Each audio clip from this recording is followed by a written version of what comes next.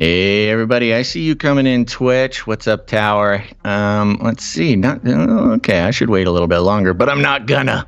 I'm just gonna go right into it. Thanks everybody for being here at the Canary Cry News Talk live stream pre-stream. We're just about to get started, a little over a minute, about a minute and a half. And as usual, first of all, I want to thank everybody just for being here, for liking the show, for hanging out with us. It's really been a weird thing we've gotten ourselves into, Gonz and I, for 2 years now, and we couldn't be more grateful. So even though 99% of listeners don't come onto the live show, you guys are fun, man. I like you.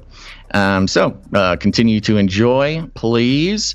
And remember to follow us in all sorts of different locations. It's very importante. You can go to CanaryCry.Party to find all of those locations, as well as join the Discord. Welcome to all the new Discord friends who have become my friend on Discord. And yes, we will continue to strategize. I'm going to make a private Discord channel on how we can strategize on infiltrating the Robot Report podcast. I hope they don't listen to this, but they might. You never know. Okay, so the usual. Follow us everywhere. Still time to become a producer if you'd like. Go to CanaryCry.Support. You'll be hearing that link a little bit more often now. CanaryCry.Support will get you to the support page. Become a producer. Take responsibility for the independent media of our future. It's the only way that it'll happen. And not only that, but the mainstream corporate news will continue to try to destroy the competition, and that is independent online news. They know they can't do it as good as we can. CNN Plus is proving that. And what will they do? They want to win at all costs. So they will continue to fight and lobby to get us censored and blacklisted and all that kind of stuff. The only way the future can contain independent news and news analysis is if it's supported by the people who get value from it. Okay, well, let's get the show started, baby. Make sure to stay hydrated. Buckle your seatbelts. Let's go.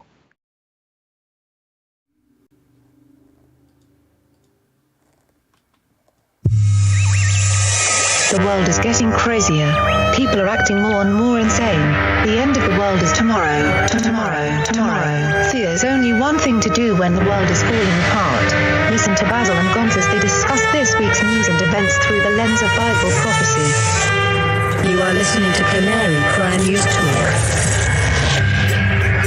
You're listening to Canary Cry News Talk. Today is April 1st. 2022. This is episode 466, and today, Black GOO GOO, Razzle Dazzle. I'm your best buddy, Basil.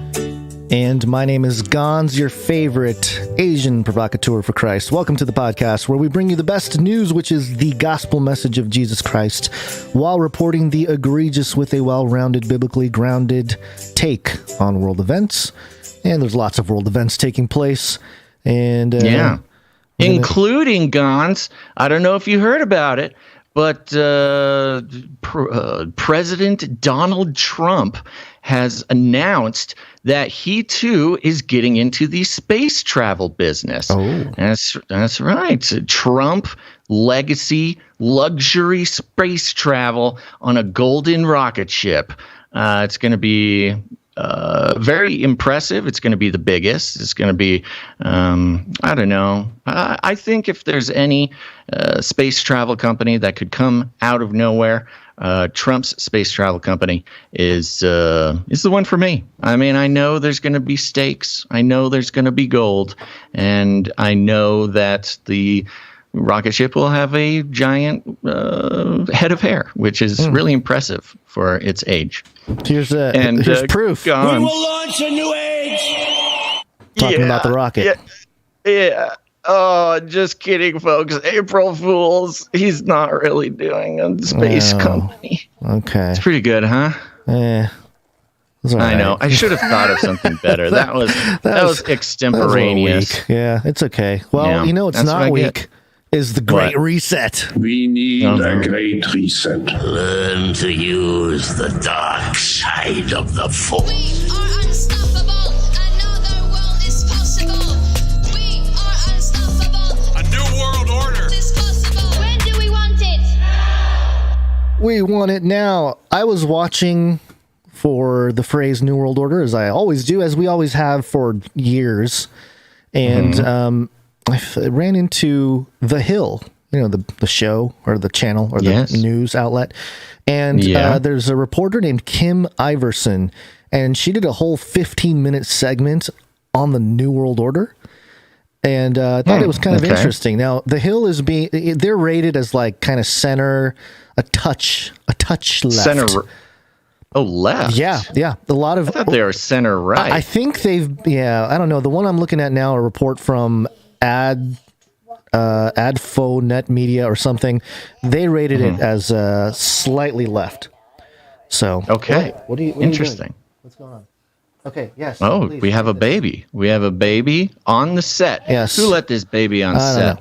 Okay. So here's Kim Iverson talking about the New World Order. I edited this down because she gets into all kinds of quotes and stuff. But so here it is on The Hill, the Rising show here. Well, everyone is talking about a new world order. What does that even mean? What will the new world order look like? Who will control it? What has been touted as a right-wing conspiracy theory for the past few decades is now just loosely falling out of the mouths of global leaders everywhere. Now, despite the ADL claiming the idea of a new world order as a conspiracy theory touted by conspiracy theorists, interestingly, numerous world leaders have been throwing the idea around. If you remember, just a few days ago, Biden was talking about a new world order forming. Here he is. There's going to be a new world order out there, and we've got to lead it, and we've got to unite the rest of the free world in doing it. So anyway. Now, immediately, elite media rolled their collective eyes and said, oh, great, his innocent use of a phrase is just fodder for conspiracy theorists. Okay, maybe. But then, just these past few days, the World Government Summit convened in Dubai. It's a summit similar to the World Economic Forum. In fact, the two organizations are closely tied, and the key organizers are also members and young global leaders within the WEF. The two organizations are similar in that they both gather together the rich and the powerful to discuss the world's problems and how to solve them. This one is put on by a group of Emirati government officials. And this year's 2022 summit took on an eye-raising title. And the title of this session, are we ready for a new world order? The Chinese and the Russians have been talking about it as well. Well, before we go on, let's talk about that real quick. That the World Government Summit, which Klaus makes an appearance, we have a Klaus clip from that. The name of the event is, what is it? Something New World Order? Are we ready for a new world order? Are we ready for a new world order?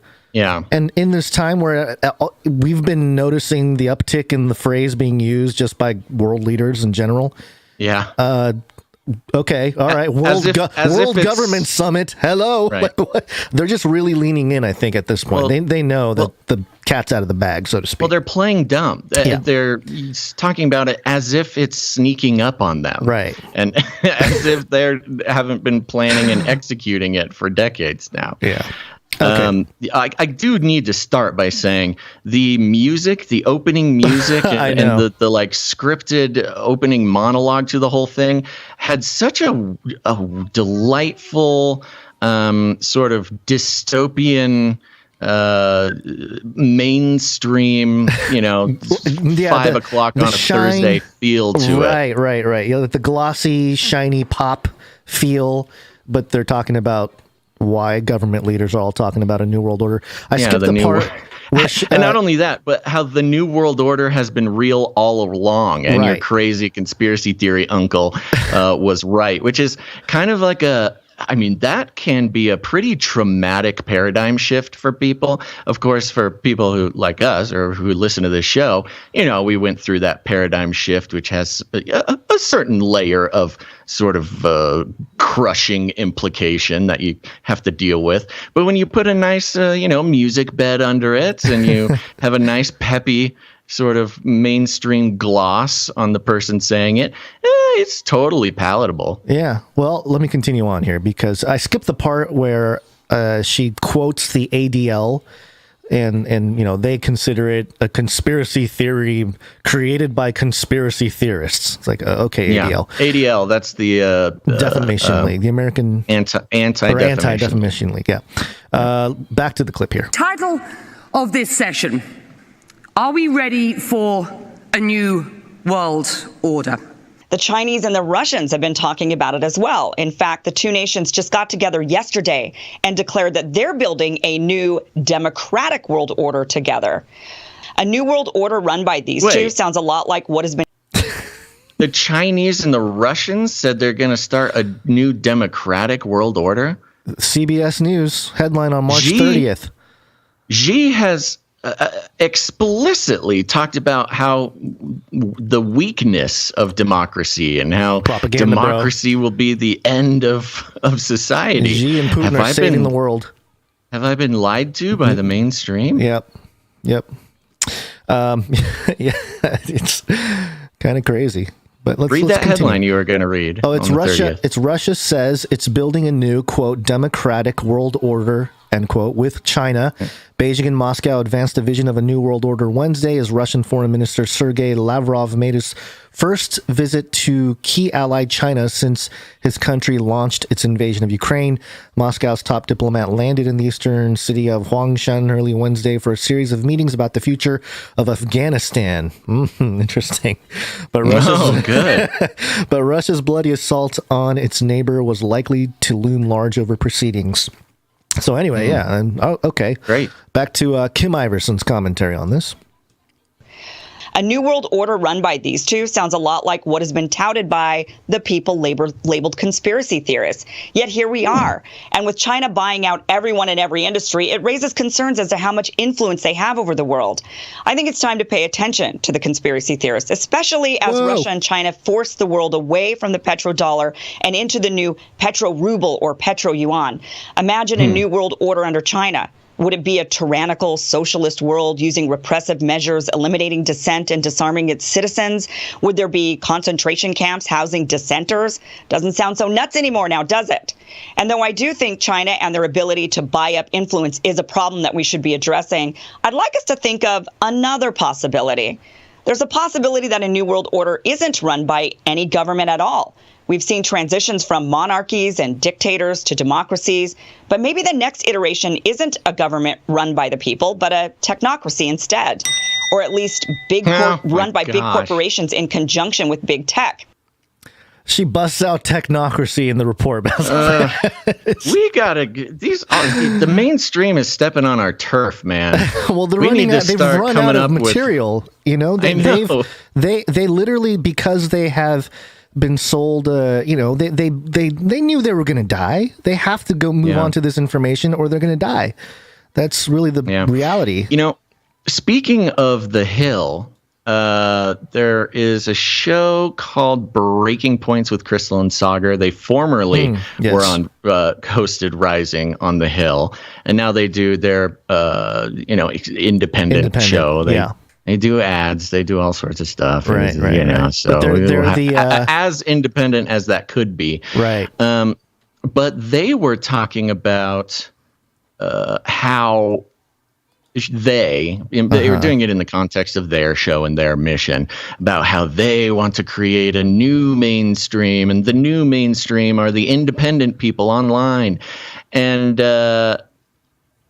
it's becoming more and more of a possibility, Gonz, because we really don't report on anything, or not anything, but everything that we've been reporting on for 10 years has become the mainstream. Yeah. Are we mainstream news now, Gonz? Oh, no, I don't know so. if I like that.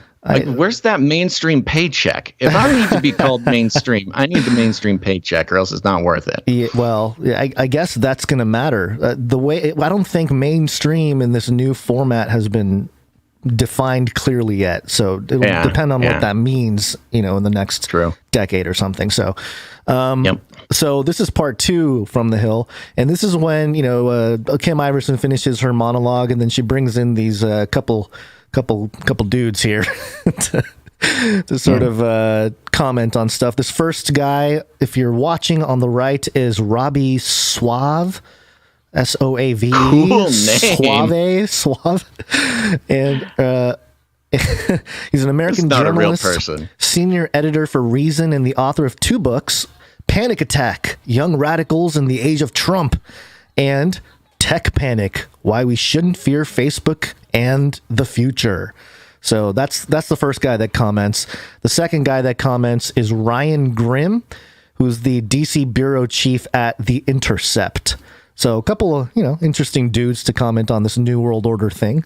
So here we go. So I think there's really no doubt that things are shifting. We're seeing it happen right now with this war. It's dividing up the East from the West. We've also seen over the last few years the power of big tech. I don't know what this New World Order is going to look like. I'll let you guys take a stab at it. I mean, what do you think? Or do you think it's just a big conspiracy theory and everything will be the way it's been? Nothing's really going to change? Well, no, things are definitely changing, and they can change for the worse. And I have a lot of concerns about many of the things you raised. I mean, I guess and this isn't to disagree with you, because you pointed this out in your radar that it's while there are kernels of truth to many conspiracy theories, what the really intense people who claim the New World Order, what they mean is all of these forces, like there's a man behind the curtain, or there's many men behind the curtain, right? They're all meeting at a secret meeting, not the people behind the political leaders and the corporate executives, and they all get together and they all worship Satan, and they're all like having orgies with children, and they decide to like do evil thing. Like that level of it is not true, because as we see, many of these forces are actually at odds. Like we're at odds with. So Sky, man. It's funny how he dismisses that any of that is taking place. That is wrong. And he's like, no, it's only taking place at this geopolitical level where, China is one thing and Russia is one thing and U.S. is one thing.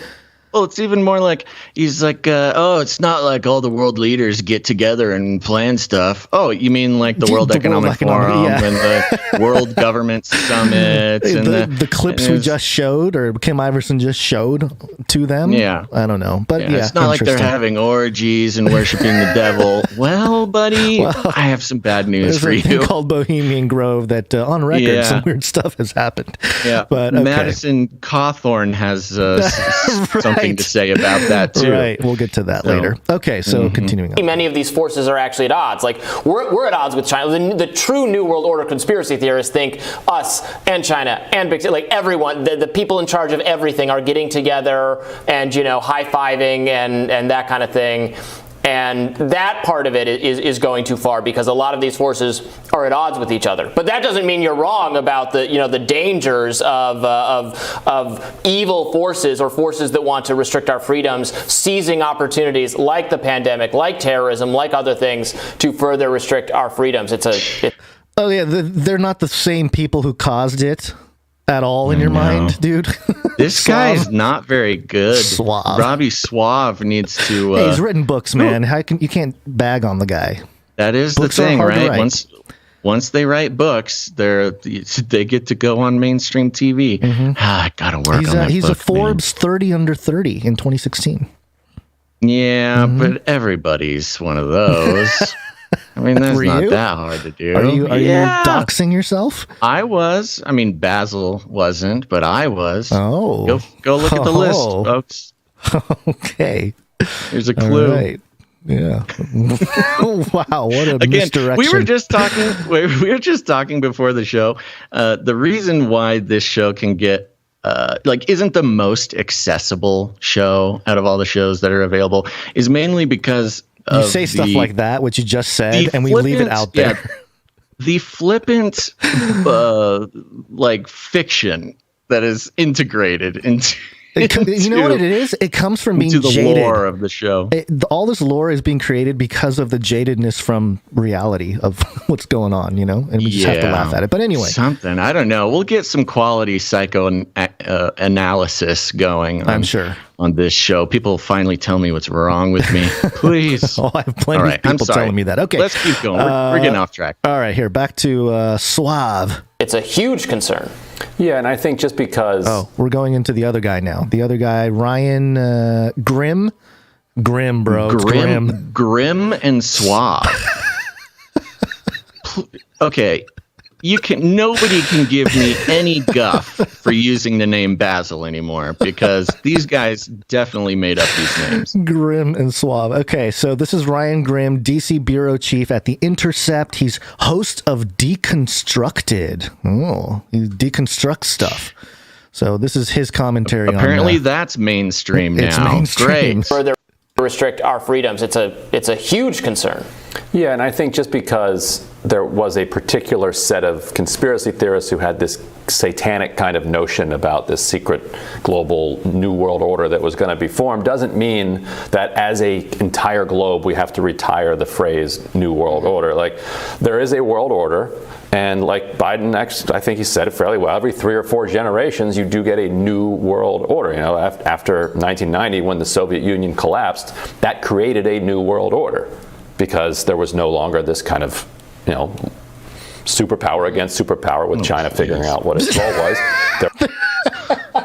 These guys are not even very good at articulating what they're trying to do. And they have gaping holes in their argument. They're bad comedians is what they are. They're bad open mic comedians where there's no punchline. Like, there's no articulated point that's an aha moment. There's bad open mic comedians don't understand the difference between the concept of like the setup of a joke and an actual punchline. You know, you'll see it a lot where it's like, I mean, what's up with these vegans? They have leather seats in their car, but they won't eat a steak. I mean, come on. And you're like, okay, I understand you've painted me a picture, but where's the funny parts? Where's the misdirection that makes things funny? Yeah.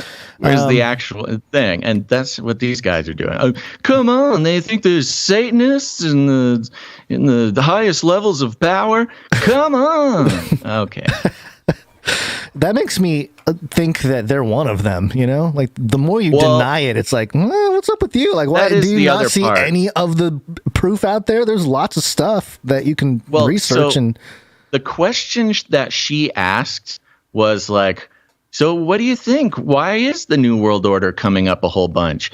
And then these guys are just going off on like, well, some people say it's a bunch of Satanists and that's just crazy. And some people say it's this other thing, but that's just good. It's like, okay, that wasn't the question. And you guys are pretty obsessed with talking about what it isn't and not what it is. He's a Satanist. All right, let's continue on here. There was a different world order before World War II. There was a different world order before World War I. There will continue to be different world orders. And when there are new ones, they will be new world orders. I want a new world order based in universal free expression rights, political freedoms, property rights, accountable, limited, democratic government. That would be a great new world order. Yeah, bro. Suave, man. You know what they're trying to do? You know what this is? They're trying to reclaim the term. They are trying to reclaim the term. That is 100% what's happening right now. Yeah. They're saying it. I mean, they've literally said the words New World Order about 100 times so far in this clip. So they're trying to use it enough so that it loses its power. Yeah. They're trying to reclaim the term so it's no longer connected with conspiracy theorists, because we have Biden using it from the pulpit, and we have world leaders. Pretty much every week, a world leader is talking about the New World Order, which has, I think, opened up a lot of people to the possibility that these conspiracy theories, there might be something to it. And so the mission now is to make the phrase impotent, to use it so much that it means nothing, use it so much that you can take it away from the conspiracy theorists. And that's sort of a very effective phase in the propaganda or the psychological operation of letting the population in general come to terms with the fact that this is something they're going to be hearing a lot about now. Right. So there's the World Government Summit video, this promo video. The letters, the words, the New World Order flashes on the screen multiple times. It's got a narrator talking about having a future internet with, or a free internet for everyone in the world, and a decentralized future, and technology changing our lives and the environment, and then it shows Klaus. Well, I'll play Klaus's clip in a moment here. And only then can we construct a new world order. Which is like, okay, so you guys are literally saying you're building the new world order. You're telling us at the World Government Summit that you're building a new world order, but it's just a conspiracy theory. So this is Klaus. I edited this down as well. It was like 4 minutes. It's down to a little under 2. Kind of short on time here, but it's okay. I want the audience who are watching to notice this, but also if you're listening, it's really bizarre because it's kind of like a quiet crowd, and then like a villain coming on screen, Klaus appears and begins his address. It's I don't know. Do they not know that he looks like the worst villain to people out here? Like, especially in America, he just comes off as super villain. Do they not care? I don't know. Okay, I don't know. Again, they're just trying to normalize it. Sure. Your Excellencies, ladies and gentlemen. Your Excellency. It's my great honor to participate for the 8th time at this important meeting. 8th? Even if only in a virtual way.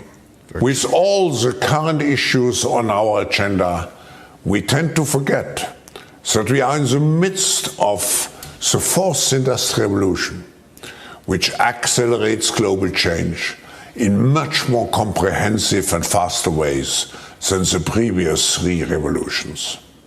In times of crisis, the role of governments is more important and more relevant than ever. What is also needed is a summit like this one to go beyond crisis management and to look into constructive ways we can build our common future. Our futures are intrinsically connected to one another, as the profound challenges to mankind, such as climate change, are globally interconnected and require collaborative responses. In conclusion, and despite all the challenges, we have to uphold our responsibility, which we have towards the next generation, and which we can only fulfill through collaboration on a national and on a global level. I wish you an impactful and successful meeting. Transmission out from Lizard Overlord. Yeah, seemed like a pretty... I mean, compared to a lot of the stuff he said, it was a fairly tame speech. Definitely like. His the verbiage wasn't really that exciting. It's just more of just the whole. Oh, gotta love it! Gotta love the theatrics of it. It's very dramatic. Okay, so let's move on. As part of the Great Reset here, we have all this money stuff going on. Okay. And BlackRock. BlackRock is a financial giant. It's the largest investor on planet Earth. Yeah, I can't forget about BlackRock. And I didn't know we had that clip. Oh yeah, it's just a little ISO that I found here. Yeah, this was a big one. I was going to actually go into the New York Post part of this. Did you have a note before this? Just a quick note that the Fed's favorite inflation gauge climbed 6.4% in February. That's the Boston Globe. And there's a lot of analysts. In 1 month? Uh-huh. Well, I don't actually know. I think it climbed to 6.4. Okay. I think. It's got to be still right. A lot. Still a lot. Yeah. But also there are a lot of other analysts, independent analysts that I've been looking at that are suggesting that, they're kind of picking and choosing which metrics to look at. So in reality, everybody knows that inflation is, 15 to 20%, something in that range. Yeah, I was going to say this is a massaged number. Yes, this is this is for the public. So there's no panic in the streets. So yeah, go ahead, go with the New York Post there and see what you got. Yeah. Okay, so this is over at NewYorkPost.com. The headline is entitled "Millennial Generation Never Had to Sacrifice." Oh, please. Said BlackRock executive. Oh, my God. Yeah, that's the guy who really knows how to sacrifice. He probably does, man. He knows how to sacrifice entire companies, groups of people, entire asset class. Right. Yeah, an entire generation of millennials sacrificing their future. Inflation and high gas prices are forcing a generation of entitled younger Americans to learn the pain of not being able to buy things at the store, the head of asset management giant BlackRock said. Yeah, I mean, it's not like we came of age literally during 9/11 and literally during the 2008 recession. Yeah, okay, we haven't seen anything like this. Quote, for the first time, this generation is going to go into a store and not be able to get what they want, BlackRock President Rob Capito told a conference in Austin, Texas on Tuesday. Ooh. Bold place. A lot of millennials in Austin, Texas. Quote, and we have a very entitled generation that has never had to sacrifice. Capito's remarks were first reported by Bloomberg News. Capito said that the U.S. economy is beset with what he called scarcity inflation, which translates into a shortage of workers, supplies, housing, and even energy. Quote, I would put on your seatbelts because this is something that we haven't seen, Capito said. Capito's comments came on the heels of a similar warning from BlackRock CEO Larry Fink, who said last week that the Russian invasion of Ukraine, quote, has put an end to the globalization we have experienced over the past 3 decades. The head of the world's biggest asset manager sent a letter to shareholders on Thursday, warning of dark days ahead for the world economy, signaling that inflation is of particular concern. Fink predicted that the war will force countries to reevaluate the extent to which their economies are interdependent on others. It could also spur economies to develop greater reliance on local manufacturing, according to Fink. Quote, Russia's aggression in Ukraine and its subsequent decoupling from the global economy is going to prompt companies and governments worldwide to reevaluate their dependencies and reanalyze their manufacturing and assembly footprints, something that COVID has already spurred many to start doing, he wrote. Yeah, I was going to say, the Russia-Ukraine thing is like a drop in the bucket compared to the shifts that had to happen during COVID. Yeah. Carl Icahn, the billionaire investor and corporate raider, said last week that the American economy could be in for a recession or even worse as policymakers struggle to bring rapid inflation under control. Earlier this month, the Federal Reserve raised interest rates by 0.25%. The first time since 2018 that the central bank has hiked rates in an effort to get inflation under control. The latest U.S. inflation rate hit 7.9%, the highest in 40 years, underlining just how much prices have risen over the past year. So there you go, Gonz. Millennials. We've never had a hard day in our life. I like how, just because many shareholders in BlackRock are probably older. So, when the value of their assets goes down, which they shouldn't, or I guess the economy goes down, their assets aren't going to go down. But when the economy goes down, assets will continue to rise. Right, they're going to go crazy high. Yeah. So they're going to be all rich and be like, it's the millennials' fault, which is very strange. So easy. Yeah. All you got to do is own a house and own stocks, and all you got to do is own assets and you're fine. Meanwhile, the housing market has been out of control and purposefully, did we have this last episode? I can't remember. It was the CEO of Blackstone, who, I know it's confusing, BlackRock, Blackstone. Blackstone is the company, one of the bigger companies that's been buying up all the houses and turning them into single-family renters, making it incredibly difficult for young people to get into their first house. Really, anybody to buy a house, but especially the millennials. Right. because Blackstone comes in with cash offers on day one, the second a house, goes up for sale. There's a 60 Minutes episode that is getting a lot of attention right now, where they talk to the CEO of Blackstone as well as a couple other CEOs of these companies doing this. And there's a quote from one of the guys. They were having a conversation about the American dream, and the woman, I forget what the woman's name is, the interviewer was like, so, the American dream is what's happening to the American dream now for millennials and younger people? He says, well, if the American dream is a house in the suburbs and a white picket fence, I think we're making it more accessible than it's ever been.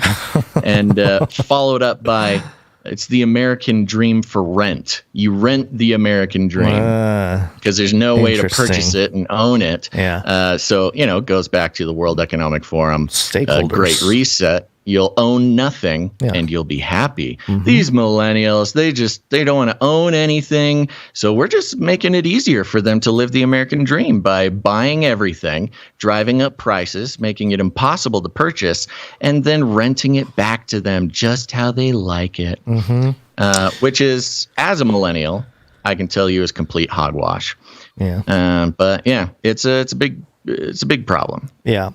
And just as the dollar seems to be headed for hyperinflation eventually. Mm-hmm. I don't know how long it'll take, but they'll keep kicking the can down the road. But in terms of the way to sort of offset those issues, possibly this right here, Market Insider: lawmakers have introduced a bill that would allow the U.S. Treasury to create a digital dollar. The U.S. Treasury. Interesting. Yay. And you can see the document here. It's linked in the show notes. You can read it for yourself. The part, it's the Ecash Act, Electronic Currency and Secure Hardware Act, Ecash. And there's a part about the electric dollar here that I thought was interesting. I think it was page 2. And it says that the Secretary of the Treasury shall promote and facilitate the development and deployment of an electronic version of the United States dollar for use by the general public that replicates and preserves the privacy, anonymity, respecting, and minimal transactional data gathering properties of physical currency instruments such as coins and notes to the greatest extent technically and practically possible. Ugh. Okay, there's a lot of words. Yeah, yep. It's legal tender. It's an eCash. This is not a CBDC. So apparently, yeah, right. This is not. It's not like a crypto. It's not cryptographic necessarily. It's like a video game. This coin. is a video game coin, which is like okay. World of Warcraft money. I guess they're admitting that this is print. I mean, okay, all right. We're like, the world is moving into hard digital assets, and this bill is like, yeah, we're just gonna move the money printer to the internet. Okay, cool, and they'll be able to track everything. And I'm reminded of this old footage from, it's old now, Mr. Robot Season 2, Episode 11. Do you remember this? Look, with eCoin equal to $1, it'll free up the economy. The problem here is hard cash is fading rapidly. That's just the way of the world right now. And Bitcoin is spreading, and if Bitcoin takes over, we are all in a world of hell. With eCoin, we control the ledger and the mining servers. We are the authority. I will make sure you have visibility into every single wallet that's open, every loan, every transaction, which means we can start making new assets, which means we can start rebuilding the banking sector without your having to inject even more politically unpalatable federal funds into it. I'll give you back doors, side doors, trace it, whatever you want. Just don't shut it down. There it is. Wow. Yep. I never did watch that show. You always told me to. I never got to it. Yeah, it's a iconic moment. The e-coin, and then now we have the bill for the e-cash bill. So yeah, they're just telling us exactly the plan. I want to give a shout out to 122 GOO in the chat. ADAS, Gonz. You got SAS, you got BAS, you got And now we have ADAS, American Dream as a service. Very interesting. Yeah, that's true. Adidas should get on that. All right, you good? Yes. Moving? Let's. All right. Let's. What do we do? I forget what we do here. It's Friday. It's Friday. Guys. It's Friday. It's Friday. It's Friday. It's Friday.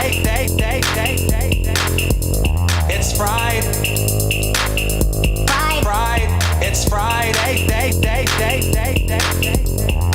Yeah, no, I understand. Well, there you go. We can keep playing with the Friday thing. You're gonna learn today. Cause it's Friday. You ain't got no job. And you ain't got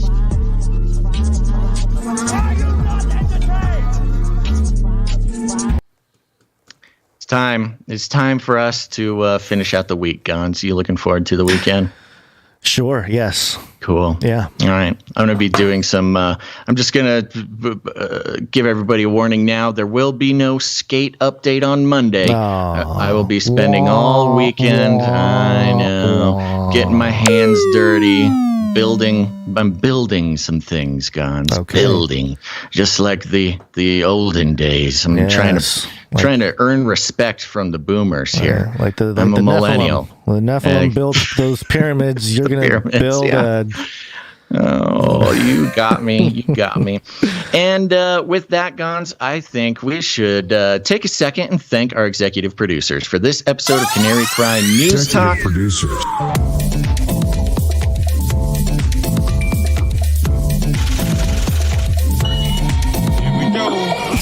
Episode 466, GOO GOO, and our executive producers for today are, well, we got three of them, which is very exciting. Yes, we have executive producer Spears Desert. Spears Desert, good to see you. Thank you. Indeed. Executive producer Clifton P is back. Clifton P, good to see you. Thank you. And of course, we've got executive producer Dame Rivendell. Dame Rivendell, great to see you as well. Thank you guys so much for not only bringing a fantastic end to this week, but also a fantastic beginning to April. And it did it did occur to me, Gonz, March is a tough thing for value because it is right before tax season. Right. So I don't know. That might have something to do with it. But thank you very much, guys. We get to breathe a sigh of relief going into this weekend. And that's why the value for value model is the only way to go, folks. We create value. We do it 3 times a week. And if you get any value out of it, go ahead and put some value back in. It's all of our personal responsibility to do everything we can to promote and sustain independent media, true independent media, because when the advertising industry gets involved, when partnerships get involved, when any corporate money whatsoever gets involved with your independent media, it's my inclination to say that I don't think it can actually be called independent, because with corporate money comes corporate incentives, corporate interests, and that has no place in independent media. So that's why our producers, including our executive producers, are really, again, I don't want to sound like a broken record, but recently I've been obsessing over how proud I am of the individuals who choose to make an investment in independent media moving into the future. Because when it comes to mainstream corporate news, they don't care about making a better product. They don't care about the truth. They don't care about any of that. More than anything, what they care about is crushing the competition. And that's why the corporate news media has been the biggest, bad guys when it comes to the biggest perpetrators, narrative pushers, perpetrators of this idea that, podcasts are racist, YouTubers are Nazis, anything that's not, corporate news shouldn't be listened to. And that's how they're going to do it. If they can't beat it, they will destroy it. And they will continue to try to do that. And that's why when people like you, listeners, become producers, it's showing them, telling them how it's going to be. And we couldn't do it without you guys. So thank you very much. If anybody who's listening now would like to become a producer before the first break so we can thank you, you can go ahead and head on over to CanaryCryRadio.com/support. CanaryCryRadio.com/support. That's right. And you can start using our new URL, CanaryCry.support, as we continue to shift that direction. Yep. And Gonz, you know who is, I think, coming around on the idea of true independent media? Flippy, but before we get there, just want to say thank you to the executive producers. Where'd you find this? And now we can get to Flippy. Okay. Flippy update. Do you want fries with that? That's right. It's time for the Flippy update. Flippy is our colloquial name for the disembodied robot arms that are taking our jobs, enslaving our children, and flirting with our spouses. We use talking about Flippy as a way to explore all the new, fun, and exciting ways that robots are taking over the world, and just how there's nothing we can do about it. And Gonz, the robotosphere was on fire the past couple days as Canarians around the world were bringing to our attention a Flippy story that goes back quite a ways. And this is coming from newscientist.com, and the headline, "Robot made of magnetic slime could grab objects inside your body." Ooh, spooky. A robot made of magnetic slime with a custard-like consistency can navigate narrow passages, grasp objects, and fix broken circuits. It could be deployed inside the body to perform tasks such as retrieving objects swallowed by accident. Now, Gonz, I don't know about you, but I am old enough to remember the days that when I swallowed something by accident, I didn't need to send some sort of demonic magnetic goo robot into my tummy to go get it. Our bodies back then had a special power where if something went in one end, the body would naturally shoot it out the other end. But no, now we need some spooky demon robot. Let me continue. Elastic robots capable of manipulating objects and fluid-based robots that can navigate tight spaces both already exist, but robots combining both properties are less common. Li Zhang at the Chinese University of Hong Kong and his colleagues mixed neodymium magnet particles with borax, a common household detergent, and polyvinyl alcohol, a kind of resin, to form a slime that can be controlled. Dun, dun, dun. And I don't have a subscription to this magazine, so I can't read the rest. But we're all watching this video, for those of you watching, of this goo in action. This is the black goo. It's the black goo in action. It's black goo. Black goo has been of course, topic of conversation on all of our media properties for the decade that we've been working, Gonz. And we've seen various iterations of the black goo, but this might be the most alarming.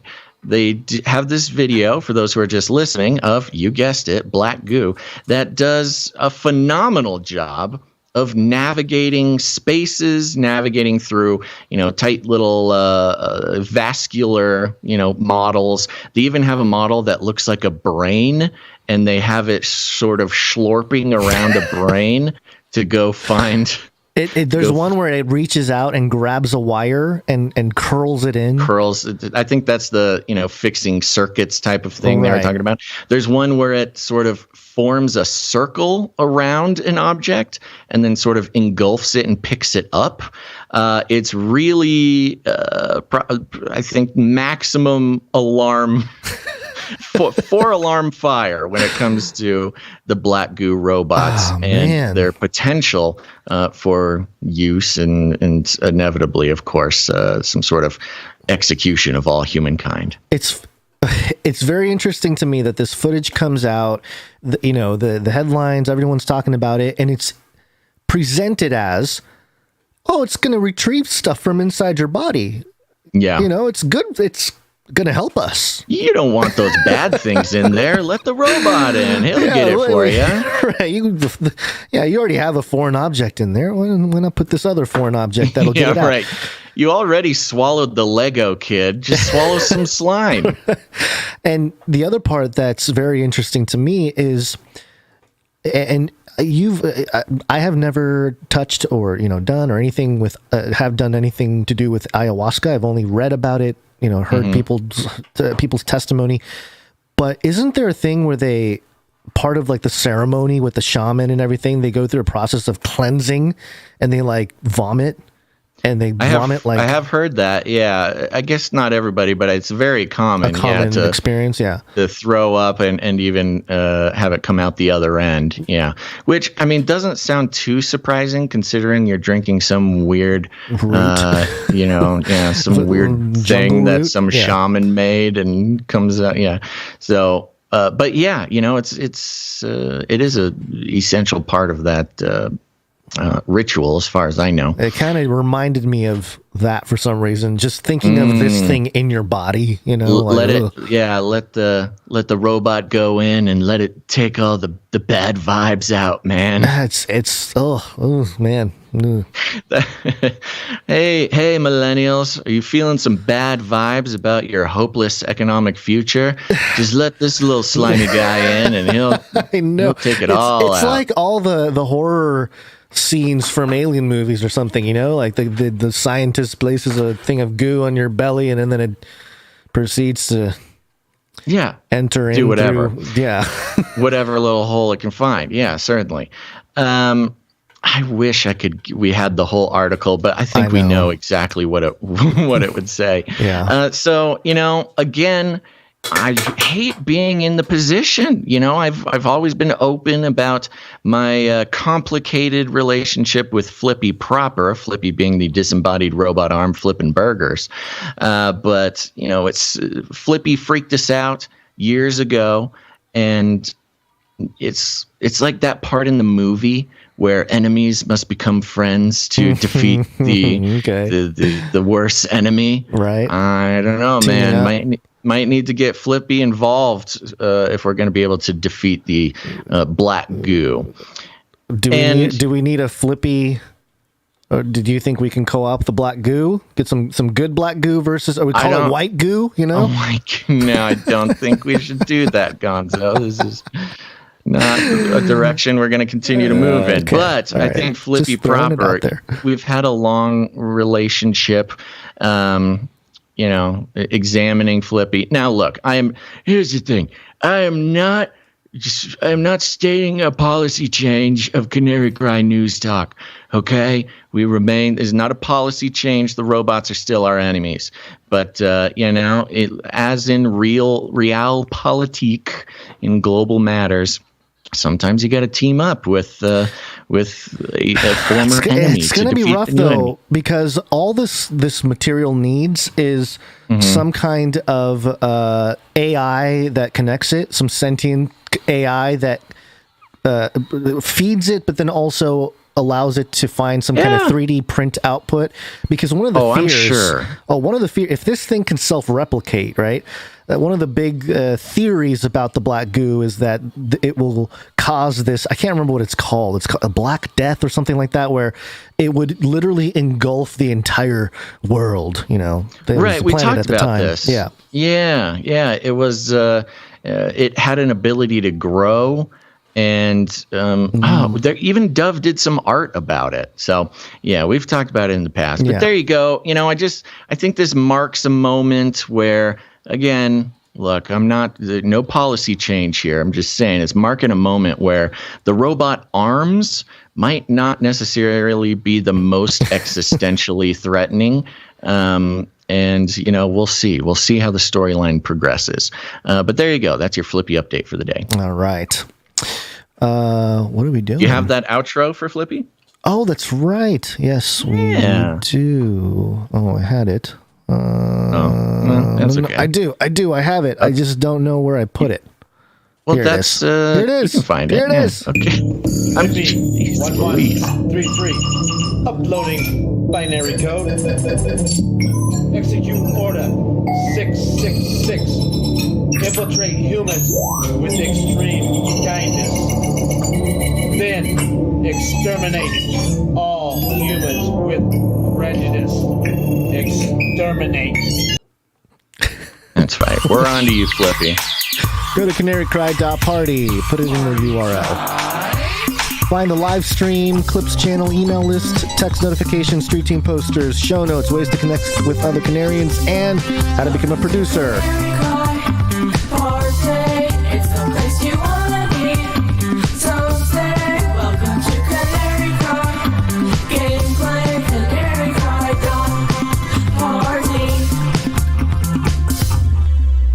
I love that little song. It just brings me so much joy. Yeah, make sure to go check out Ravel.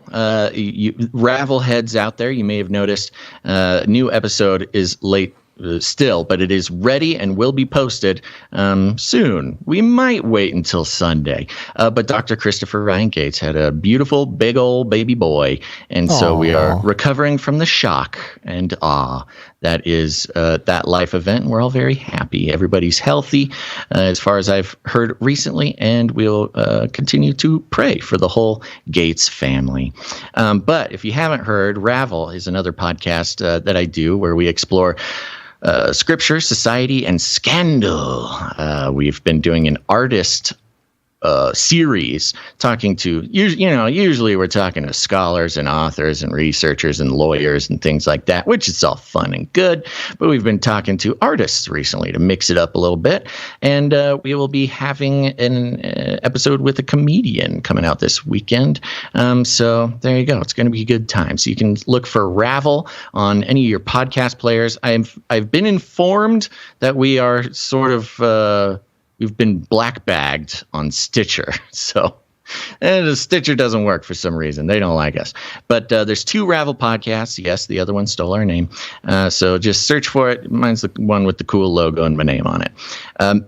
Speaking of which, head on over to the Canary Cry Clips channel on YouTube, especially you YouTube kids. You're already on YouTube. Search Canary Cry Clips and subscribe to that channel, please. We have clips of the show being uploaded every day or every couple days at least. We're quickly approaching having 200 videos on that channel, which we are very excited about. And we just had some new videos drop today, in fact. So go check it out.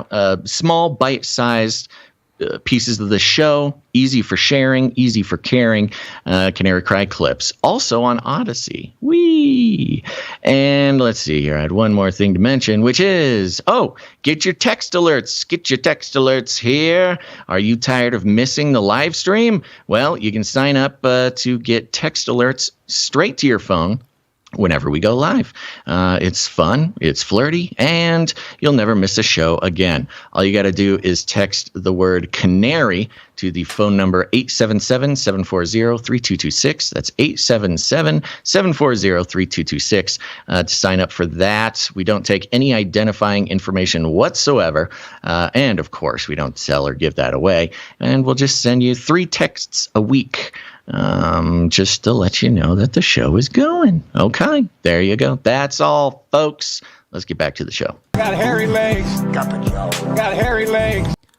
Joe Biden, from one black goo to another kind of black goo. The headline from the New York Times is Biden will tap oil reserve, hoping to push gasoline prices down. And here he is announcing it. Today, I'm authorizing the release of 1 million barrels per day for the next 6 months, over 180 million barrels from the Strategic Petroleum Reserve. This is a wartime bridge to increase oil supply until production ramps up later this year. And it is by far the largest release of our national reserve in our history. It will provide a historic amount of supply for a historic amount of time, a 6-month bridge to the fall. 6-month bridge to the fall. I like how he's framing this as some sort of victory, where it's like in any other situation, spending your savings account is not a victory. The reserve is just that. It's a reserve. It's a savings account of oil. And he's coming out like, we've done it. We're the best. We're spending all the money we've been saving to the fall. It is a war bridge to the fall. A war bridge? What are we talking about? How long are we going to war?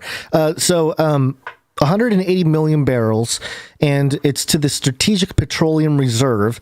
And of course, I wanted to find out, okay, how much is in there? How much is in that reserve? And I think people were looking for it because the science.howstuffworks.com updated this today, April 1st. But I saw the numbers. It hadn't changed. I don't think they updated much here. But according to this article, how long will the U.S. oil reserves last? It was actually first written. Oh, actually, I don't know. It just has the update date. And in the article, it says here that as of March 25th, 2022, the SPR, which is the Strategic Petroleum Reserve, contained 568.3 million barrels of crude oil, which means Biden's initiating the release of about a third of the reserve, which is like, okay, cool. I can see him doing like, well, we're gonna do another 180, another bridge, right? And we're like, okay, that's 2/3. Well, this is the second time he's done this. I know, but I'm just saying, if he keeps doing it at this rate, and if he just keeps building bridges, eventually he's going to run out of barrels in the reserve by like next year. There's a part of me that wonders if that's the plan. Maybe, huh? In the ESG Great Reset, force everybody to go electric. Green future. The problem is you can shut down the oil markets, which they've done pretty well, not just through government power, but through corporate incentives. They have no. It was the I forget which company it was. I want to say Chevron, but I could be wrong. Exxon. Well, yeah, maybe it was Exxon. The CEO of one of the biggest oil companies in the world just blatantly came out and said, like, nah, we're not going to pump more oil. Even if the barrel price goes up to 200, we're just not going to pump anymore. Yeah. Because they're like they're sort of perfectly balanced for maximum profits, and pumping more oil would mean less profit. Less profit. Dilute the market. So this is a situation where the only option really, if the corporations don't choose to pump more oil, which they could do at any moment, but they choose not to do because they wouldn't make as much money, the only other option would be a government intervention. Biden would need to come in and be like, okay, oil companies, I am now forcing you to pump more oil. But Biden's all hooked in with the oil companies. His son sat on oil company boards. This whole thing is such a mess with the Ukraine. He's a total and all this corporate status quo, self-interested, politician. And so he's not going to force his buddies at the oil company to do anything that minimizes profits. And so it is this really weird situation where he could actually fix the problem if he wanted to. But instead, he's going to be spending our savings account probably all the way down to the bottom. And I think there is a strategy where if he depletes our reserves, he could somehow convince the oil companies to pump more oil, because then it's like a national emergency. It's like a national emergency production act. Because if our reserves, then he'd be listening to Elon Musk. If our reserves run low, then he can come in and be like, this is a national emergency. I am now taking over and forcing the oil companies to do stuff. Now, that's an optimistic conjecture that I just put there. I am giving him the full benefit of the doubt in that theory. And it is much more likely that something that kind of strategy would not be rattling around in that sort of mushy space between his ears. It says in the article here that the 1 million barrels per day would last about a year and a half, but given that the U.S. consumes an average of 19.78 million barrels of petroleum per day in 2021, 1 million won't go very far without replenishing the SPR. So no, absolutely not. And at 1 million, if it were for consuming nearly 20 million, 1 million is not going to do it. It's not going to bring the price down that much, is it? No, it's not even about price. I don't think it's about price. I don't think the price is going to go down. Come on, man. Yeah, but he says a lot of things. Come on, Joe. He says a lot of things. Joe, you told us it's going to come down. I'm drowning over here. I'm in California. $100 to. You got your $6 a gallon yet? 666. Yeah, I already got the 666. Yeah, good. Yeah. Yeah. So, anywho, but speaking of, are you okay? Are you done with the? Yeah. I'm just having a moment. I haven't really panicked about the gas price, so I thought I'd just save it for when I'm live on a live stream, and I have a complete meltdown about how expensive gas is. Okay. It's good to be vulnerable, Gonz. That's good content. I understand. I get it. Yeah. All right. Let's check in with one of our 4 horsemen of the technocalypse. We're taking things that are genetically modified organisms, and we're injecting them in little kids' arms. We just shoot them right into the vein, right into the vein, right into the vein, right into the vein. That does remind me. We got to bring back the 4 horsemen jingle someday. Okay. Yeah. We can pull it up. Yes. So this is entrepreneur.com. 3 books Bill Gates recommends you read. So are you ready for the 3 books? We got the Bill Gates book club. Love it. Number 1, The Code Breaker by Walter Isaacson. This is it's basically, I think it's like a biography on Jennifer Doudna, who's a Nobel Prize winner for the development of CRISPR. So, yeah. So it's a gene editing thing. Gene editing thing. And his response to code breakers, he says, quote, "Code breakers is very accessible to non-scientists, and that's very important because the ethics of using CRISPR is unclear. Doudna now spends much of her time focused on moral and ethical questions, especially the potential gene editing has to exacerbate inequality. As he tells Isaacson, quote, "If you think we face inequalities now, imagine what it would be like if society were genetically divided into economic levels and we transcribed our financial inequality into our genetic code." Whoa, bro. Yeah. As if class warfare weren't like bad enough. Yeah. You make it worse by genetically. Right. The wealth separation equals a divide in your very humanity, your identity makeup, as a organic human or something better than an organic human. Book number 2, Clara and the Sun, written by Kazu Ishiguro. The most recent work of a Nobel Prize for Literature. He tells the story of Clara, an artificial friend, an AA. I don't know why it's AA, who arrives at the home of Josie, a young woman who has a strange disease. Trying to fulfill the mission for which Clara was programmed, she will do everything in her power to accompany her owner and make her days more bearable, convinced that it is the sun with its light that can help her heal. It's kind of like I guess it's got like a children's novel structure or whatever. And here's what Bill Gates said about it. Quote, "While reading the book, I couldn't help but wonder which parts paint a picture of our near future and which parts are pure fiction. I believe that one day we will have utility and companion robots in our lives. Clara is primarily a companion." Kind of weird Bill Gates saying that. Bill Gates saying Clara, a companion. Notoriously turbulent relationships with human women. So this idea of a robot companion is very attractive. Yes. It's old Billy, someone he doesn't need to pay alimony to. It doesn't do much of what you'd expect from a utility robot, like bring you things or prepare food for you. Her purpose is almost entirely social, and while I don't know if we'll ever have emotionally sophisticated robots like her, we may see some pretty good companion robots emerge over the next decade. He's like obsessed with companion robots.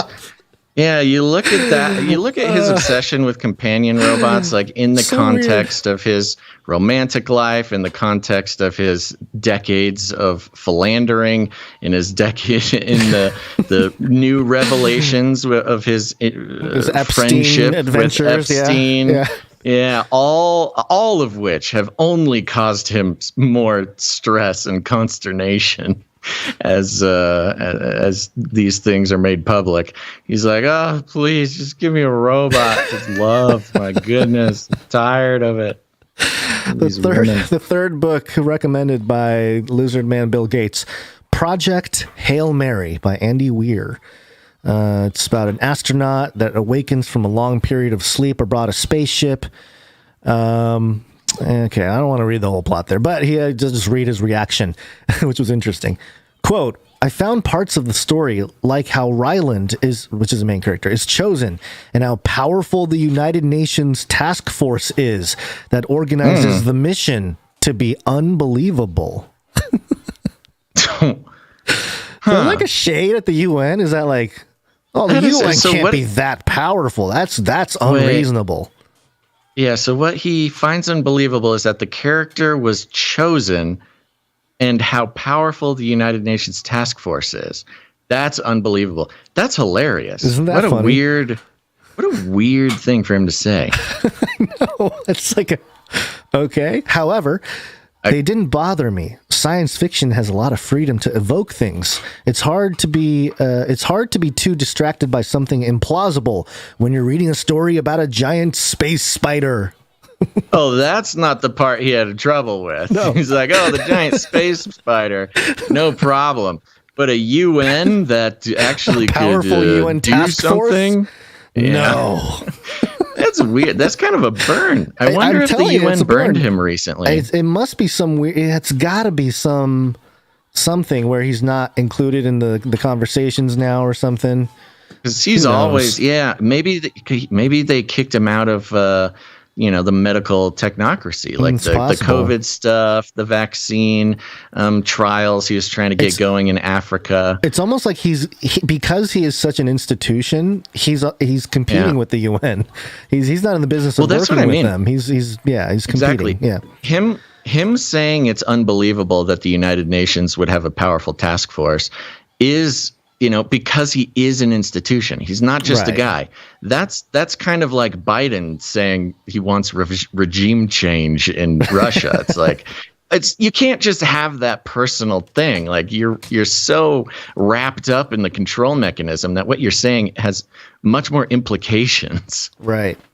Especially with Bill Gates and the United Nations, where he's always, working with multilateral international groups of whatever in order to, lower the population and stuff like that. One of those numbers has to go to zero. You mean maybe population? Is that what you're talking about? Bill Gates? Okay. So anyway, there's your 3 books recommended by the Bill Gates according to Entrepreneur Staff. I'm offended he didn't put How to Lie with Statistics in there. Yeah. He's previously said that that's his favorite book. Well, you're in luck because we got some more book recommendations coming at you from my very own, my lord of the land here, Newsom. It's Newsom science, baby! This was hilarious. So Gavin Newsom tweeted out a photo of himself reading some books. By the way, for those who are just listening, this is the weirdest, most awkward, skeeziest looking thing any politic. I mean, it's so he might as well have been holding the book upside down. It looks so fake. He's sitting in a chair at a dinner table with a plate in front of him, no food. Well, you stay on the picture so I can describe it. With his weird, his like slicked back hair, and he's kind of lounging, leaning back. His eyebrows are slightly furled, as if to say he's lost in contemplation. On page 4. Yeah, right. Yes, he's at the very beginning of the book. Yeah. And he's got his elbow on the table and his hand just gently resting on his chin. His inquisitive look of curiosity and deep thought. Yeah. The classic, like if an alien came down and looked at that, it's just the classic body language for like, I'm not actually reading this. I just want to. I want the moment on social media. I want to look smart on social. So take a picture of me reading these books. It is so transparent. I don't know how anybody does not loathe this man. Well, the book he's holding is Beloved by Toni Morrison, and it's a story that was written in 1987, a novel by the American writer Toni Morrison, set after the American Civil War. So it's got a lot to do with the slavery topic and everything else. Yeah. He's so woke. Yeah. Well, I think it's signaling here because part of the news cycle here. This is a AP California reparations plan advances movement, advocates say. So how Detroit had done like a little plan or a test run with the reparations. Yep. Right. Well, California's picking up sort of, I guess not where they left off. I guess alongside Detroit, the state's reparation task force tackled the divisive issue of which black residents should be eligible and narrowly decided in favor of limiting compensation to the descendants of free and enslaved black people who were in the U.S. in the 19th century. Oh, yeah, this is just a long whole thing that explains it. But who cares? Yeah. Look at the other books that he has stacked. Yes, let's go back to the books. just to add to the the simulation that he's presenting us here, that he is sort of thoughtfully reading all these books. So he's got To Kill a Mockingbird, which, okay, yeah. I think that was required reading for me in high school. Read it in high school. Yeah. Okay. I mean, fine book. Nothing wrong with the book. But he's really maybe he skipped it in high school. Maybe. No, I wouldn't be surprised. And below that, George Orwell's 1984. What do you think he's trying to say? This was revealed on a tweet, correct? This is his Twitter account. Yeah. Verified. Let me read his tweet. Yeah. Okay. He says, reading some banned books to figure out what these states are so afraid of. And the hilarious part is that at some point, I don't know if it's still the case, but we reported on it a few years ago. California banned those books in I believe they're elementary schools and middle schools. Really? I didn't know. I mean, I read 1984 in high school, so I. Oh, I know. I'm saying recently. Was that before? Okay, so recently. So I didn't know that. I was a little bit confused because, I mean, maybe I need to look up the details. Yeah, I'm trying to pull it up here on a little pre-search. This was maybe 2016. Maybe we talked about this, maybe a little bit later. Because of course that's just gold for this show. We went off about it, or maybe it was somebody was talking about it, or a bill was being voted on, or something. California notorious for banning books. Here we go. This is from Newsweek 2020. November 13th. The headline: To Kill a Mockingbird, other books banned from California schools over racism concerns. That's what it was, right? Of Mice and Men. Oh, yeah, I remember this. Yes, of Mice and Men, Hear Me Cry. I guess 1984 was included in that too. Yes, and Mouse. People think that Mouse is on the bottom of the pile. Do you remember the book Mouse? Of Mice and Men is on the list here. No, Mouse. Okay, there was. He has a list. Well, yeah, I'm looking at the list from the article, but maybe I can't tell what book that. Oh, you're talking about the banned ones. I'm asking you. Do you know Mouse? M-A-U-S. No, I do not. So this was a book that was also banned, I believe, in California. Whereas, I'll just read it here. Mouse is a nonfiction book presented in the graphic novel style, written by American cartoonist Art Spiegelman, Syria, blah, blah, blah. It's about Nazis. And it's told in mouse form. And it also was banned. Now, people are looking at this and think that Mouse is in the pile, but you can't really see like what the bottom couple books are. How do you spell it? Is it M-A-U-S? M-A-U-S. Yeah, I think it is that. It's because it says Art. It looks like a graphic novel. It says Art Spiegelman down there? Yeah, Art Spiegelman, yeah. So there you go. Again, he's got a stack of books that have been banned in his state, making a comment about how he's reading them, wondering why other states have banned them. He's just a a clown? I don't understand. Cool state you got there, Gonz. He has 115,000 likes. He's got crazy engagement on this thing. I mean, it works. It works.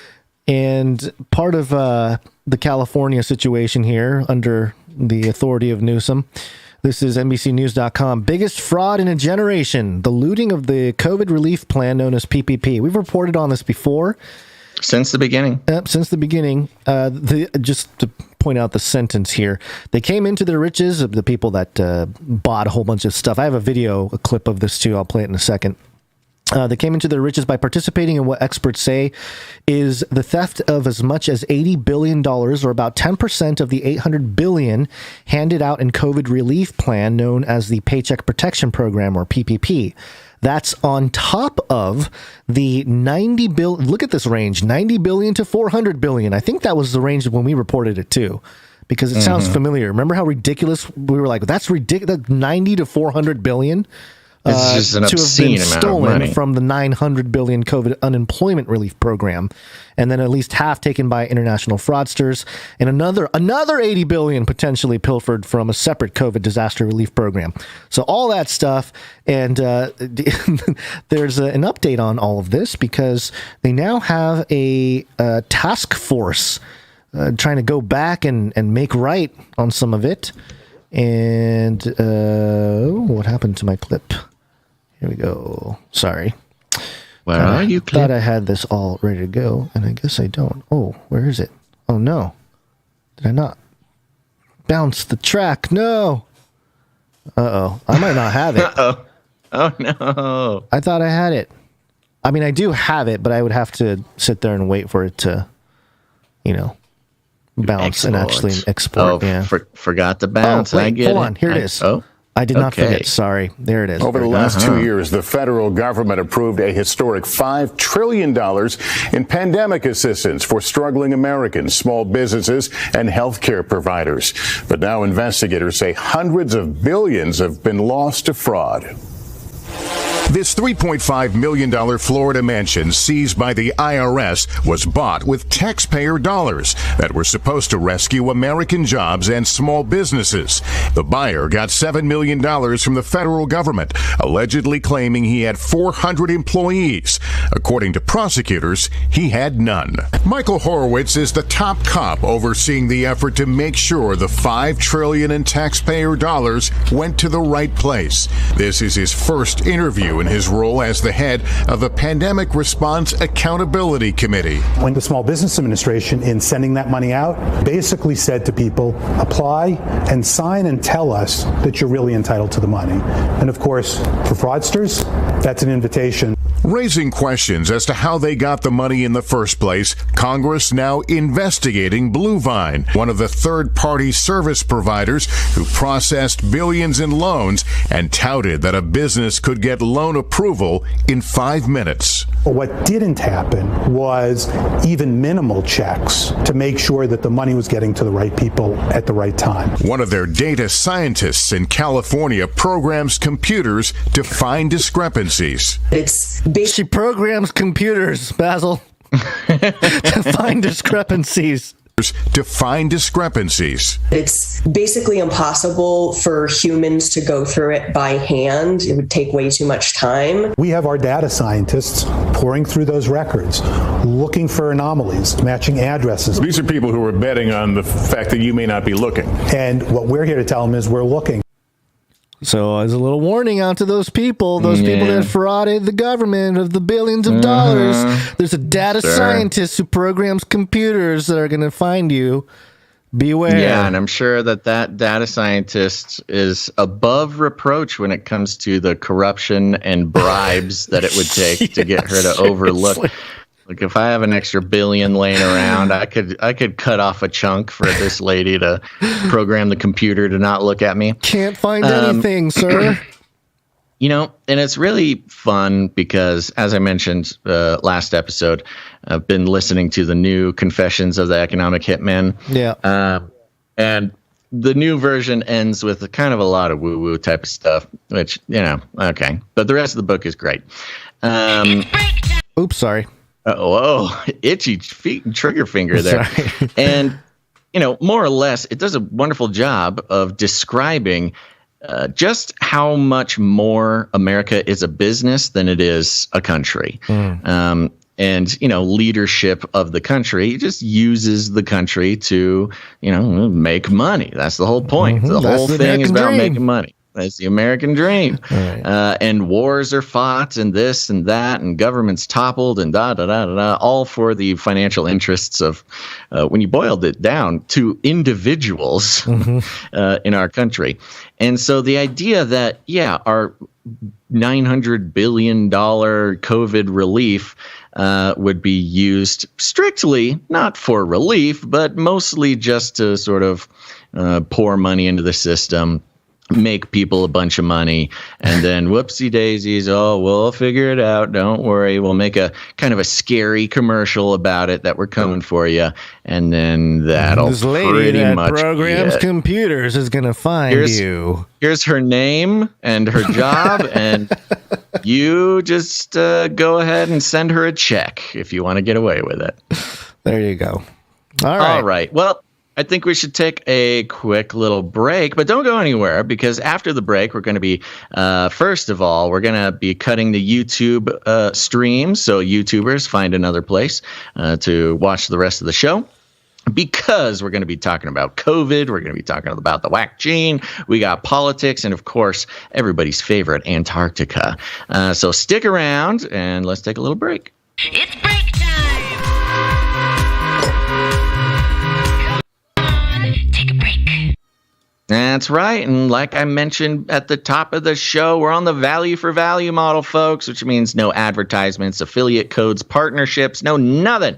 In fact, we have vehemently denied corporations the pleasure that they would take from us taking their money. And the reason we do that is a lot of reasons, but including the fact that once you start taking corporate money, you are then either consciously or subconsciously attached to corporate incentives, meaning you can talk about some things, you can't talk about other things. They'll pull your advertising budget. They'll do all sorts of things to make sure that you are stuck in that cycle, including they will go ahead and make you a part of their sort of dark machinations, which involve subtly psychologically manipulating you, dear listener, and turning you not into, some sort of productive member of society with a soul, with a relationship to your creator, as well as other people around you. But no, they would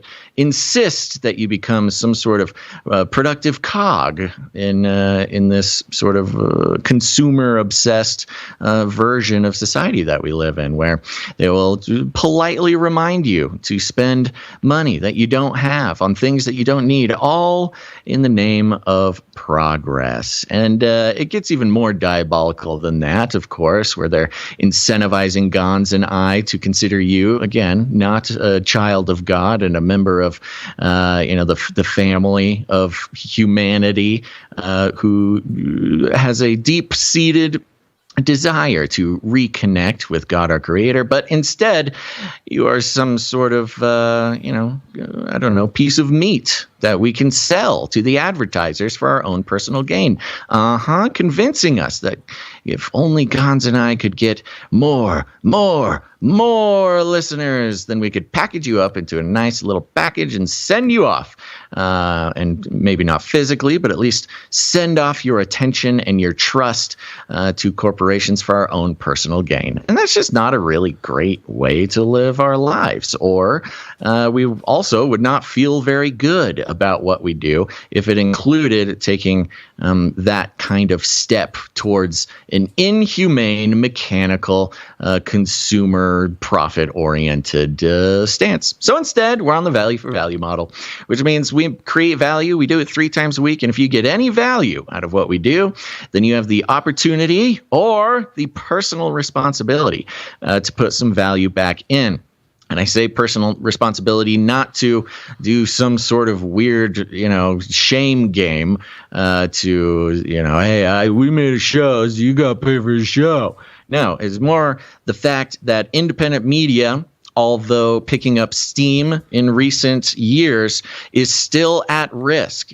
We have yet to see the harshest methods by which the corporate media, with their billions of dollars, when they can't win against competition, they destroy competition. And we've been seeing that happen in many different ways, including the censorship and the banning and the cancellation of plenty of independent people. But even worse, sorry, I just did something bad. There we go. But even worse, they have more tricks up their sleeve. And when people, individuals like you, give their trust and attention to an independent media outlet, you must do so knowing that it is an endangered species. And the only way for independent media to have some sort of future in the clutches of an economy that favors the corporations is to, become a part of the conservation effort. If we want independent media to survive into the future, it's going to take all of us. It is media for the people, by the people, produced by the people. And without that, there is no independent media. And that's why we thank our producers on this show, because we're proud that they realize that and are taking steps to actually make a difference in the future of news and news media in this country and around the world. And if you want to become a producer, you can head on over to patreon.com/CCNT, or even better, CanaryCry.Radio.com/support. CanaryCry.Radio.com/support. Cool place, awesome place. Go check it out. You can support the show with your cryptocurrency. You can come in with a monthly producership, which really saves our butts when things get slow. Or if you don't like commitment, you can make a one-time producership in any amount. Yes, Gonzo. I was just going to say that I have this button here, but I don't remember what it does. Can I press it real quick? Mm-hmm. Okay, yeah. You better wrap it up. You better wrap that gavel up, B. Okay. Just had the wrap it up thing ready. Is this a skit? No, not a skit. Okay. Not a joke. Not a joke. Not a joke. You had a button. You didn't know what it was. Everything you said there, very important. I'm just looking at the clock and looking at what we got to get through. And we're going, and yet we're stalling even more, Gonzo. I understand. All right, let's thank our executive producers. Executive producers.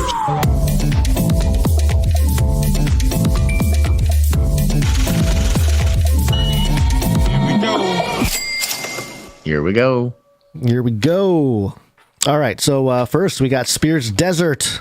Mm-hmm. Thank you, Spears Desert. Thank you very much, Spears Desert.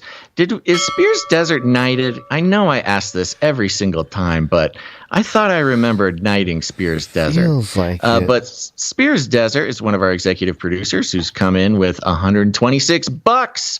Thank you very much, Spears Desert. And he has a note here that says, "Thank you guys for working day after day. When I hit $1 million trade on the stock market, I got you guys. Also, can I hear that original COVID-19 jingle?" Oh, wait, what's what is the original one? I don't know. I only have this one here. It's Corona time. COVID-19, COVID-19, COVID-19, COVID-19, yes. COVID-19. Oh, what happened? Coronavirus. Weird. I don't know what was going on there. That is weird. I've heard that seems to have happened a couple times this show. It's like your soundboard gets anxious and stops playing whatever it's doing. Well, anywho, thank you very much, Spears Desert. I'm going to be checking the roundtable. Anybody can check the roundtable at CanaryCryNewsTalk.com/roundtable, and that is a very special place. Spears Desert is on the list. Okay. If he was knighted, we did not put him on the list. We forgot to do it. Well, that does happen sometimes. That would be our fault. Yeah. But yes, if you go check out the roundtable, it is a special place with an elite group of producers who have supported the show in the amount of $1,000 or more over time or at once. And we thank them very much. And they hold a special place of honor in the Canarium. Yep. Go check it out. Okay, who's next? Well, let me actually do this first. Where'd you find this? Thank you, Spears Desert. Next, we got Clifton P. Clifton P comes in for $111 plus fees. Thank you very much. Executive producer Clifton P. I did not see a note. Where'd you find this? Thank you, Clifton P. Next up, we have Dame Rivendell. There she is, Dame Rivendell. Thank you very much. Also comes in as an executive producer with $111.11. Where'd you find this? And we have a note here that says Basil and Gonz, Dame of Rivendell here. I donated a 11111 plus fees for your episode today. I have a praise God note today. I was notified by my employer yesterday that they will continue to temporarily grant my religious exemption, which is funny because this is the first time they have addressed it formally since asking for more information at the end of October. I remember that. 5 months ago. My exemption is subject to review and may be rescinded or changed at any time by the company, but I was told it is more permanent than temporary. I know with any employment in this day and age is temporary. Job security is an illusion. Very true. But it is very good news. I can continue to work from home as I have done over the last 2 years and continue to not infect any coworkers with my wellness and faith. Also, my husband was notified yesterday his company will no longer require the masks for anyone beginning next week at work.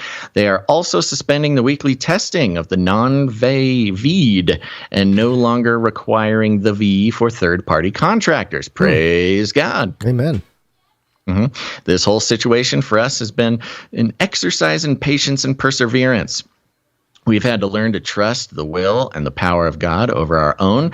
This is just one of the many trials and tribulations we'll face and need to remain firm in our faith to persevere through the storm. Continue to stand firm, friends in faith. Trust the Lord with all your heart and lean not on your own understanding. In all your ways submit to him, and he will make your paths straight. Proverbs 3:5-6. God bless and love you all, Dame of Rivendell. Thank you very much, Dame of Rivendell. Very much, yeah. Great note. Very special. All right, moving on here from the executive producers to our supply drop. Yes. Supply drop. That's right, Canary Cry Supply Drop coming at you, folks. It's our producer thank you campaign. If you go to CanaryCry.Supply.com, you can read all about it. It's if you sign up to produce the show for $33.33 a month, you'll automatically be put on a list to receive 4 free packages a year filled with custom Canary Cry stuff. And it's going to be awesome. We are just moments away from sending out the first supply drop, and it's very exciting. And also, Canary Cry NFTs are included in that. It's just our way of showing our gratitude and our thankfulness for producers who are signing up to help sustain the show when producership gets low. And it has really been a huge blessing to us.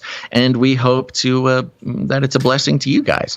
So the supply droppers are eagerly awaiting the first supply drop. And I'm telling you, folks, we're just days away. So we had a little bit of a pushback on a manufacturing issue. And then some other stuff, but it's all good. Just keep waiting by the door, folks.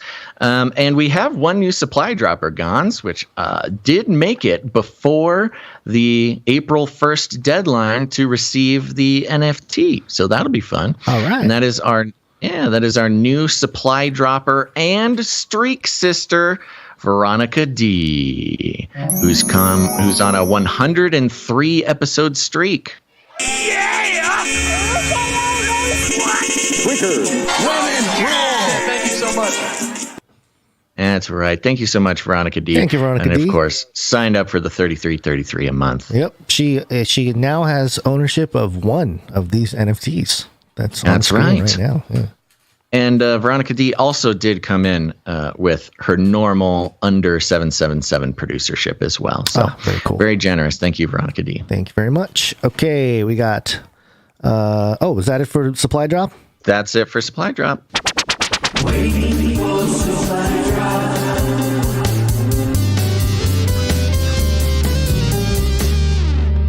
And for those who are bummed that you missed the deadline for the first Canary Cry NFT, well, just know somebody could sell it to you if they want. But also, we're going to be we're shooting to do one of these a month. So it is not too late to sign up for the supply drop. Signing up at any point will get you on the list.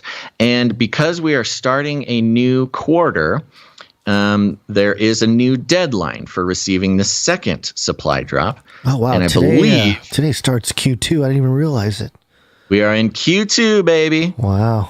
So if you want to receive the Q2 supply drop, which will be delivered in June, you got to sign up by the end of May. So I'm just putting it out there, but don't wait, because I already have dealt with people who waited and were bummed, and we gotta stick to some rules around here, folks. I know we're pretty lenient, but it wouldn't be fair to anybody else. So there you go. Go sign up. So CanaryCry.Supply.com. Okay. More producers to thank. We are going to start with Julie S. Julie S. Thank you very much, producer Julie S. It came in a nice round number. And just as a reminder, when you come in as a nice round number, we always lean towards anonymity. So we do not reveal nice round numbers. But if you want us or don't mind us reading the amount, just put some funky number in there. 33 cents is a popular one. And then we'll read it. But thank you very much, producer Julie S. Thank you, Julie S. Next up, we have Kyle C. Kyle C. Thank you very much, Kyle C. Again, a nice round number. Yes. Appreciate it very much. Thank you. Next, we have, it's colored differently on my little document. I wanted to check that. Okay. Yes, that's fine. We'll read it as usual. Alex it's W. For me. Yeah, thank you very much, producer Alex W. coming in with 3333 Illuminatus. Thank you very much. Next, we have Morv. Producer Morv is on a 71 episode streak. Yes. Long streak.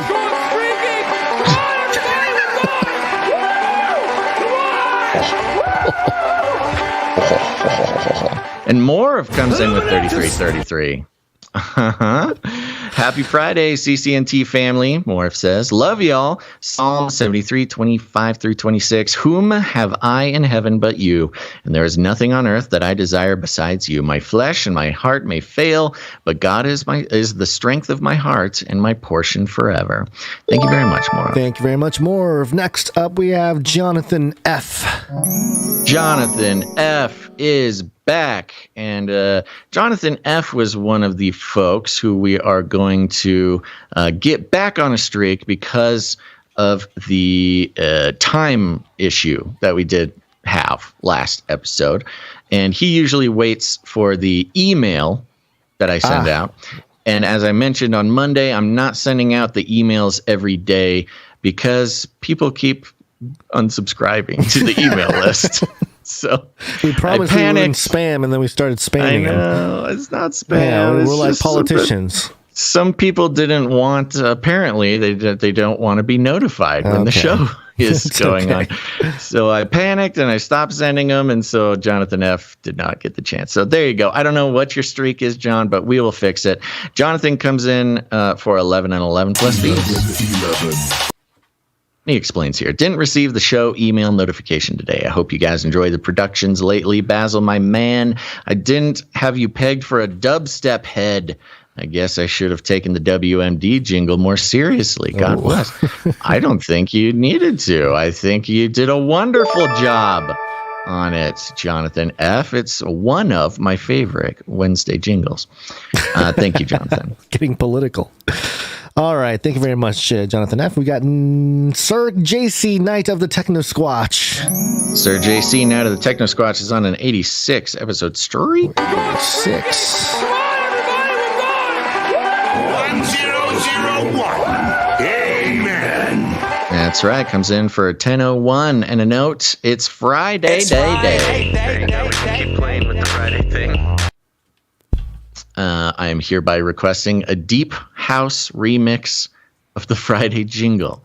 So pleased with the newest Wednesday jingle. Love you all. Have a great weekend. Okay, is this a request of jingle makers to make a deep house remix of the Friday jingle? Probably, yeah. That's what it sounds like. It's certainly not a request from me. Nope, not from me either. Okay, But there you go. From You Sir JC, heard it. Night of the Techno Squatch.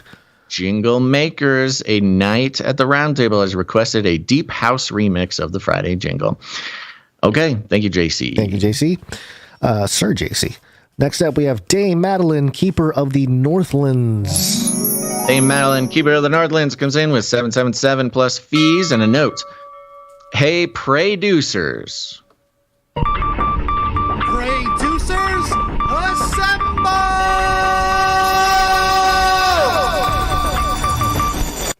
That's right, producers from around the globe or the pancake are perking their little ears up, getting their prayer journals out, or just going right into action. There's a little prayer request here, producers. My relative passed away a couple days ago. I don't know if she accepted the Lord, but we spent many hours in hospice with her. Please continue to pray for her atheist husband, that he would see, know, and trust God as he grieves. Thanks. You betcha, Dame Madeline. So sorry to hear that. That's always a grieving moment. And yes, producers out there, strength, peace, comfort, and salvation. Thank you very much for supporting the show, Dame Madeline. Thank you, Dame Madeline. Sorry to hear about that, but we'll be praying for you. Next up, we have Sir Casey the Shield Knight. Sir Casey the Shield Knight is on a 137 episode streak. Yes, they call him the street. Best thing on 2 feet. It's true. Sir Casey is the best thing on 2 feet. Coming in with a pocket full of sevens. Thank you. Next up, we've got a 127 episode streak from Sir Scott Knight of Truth.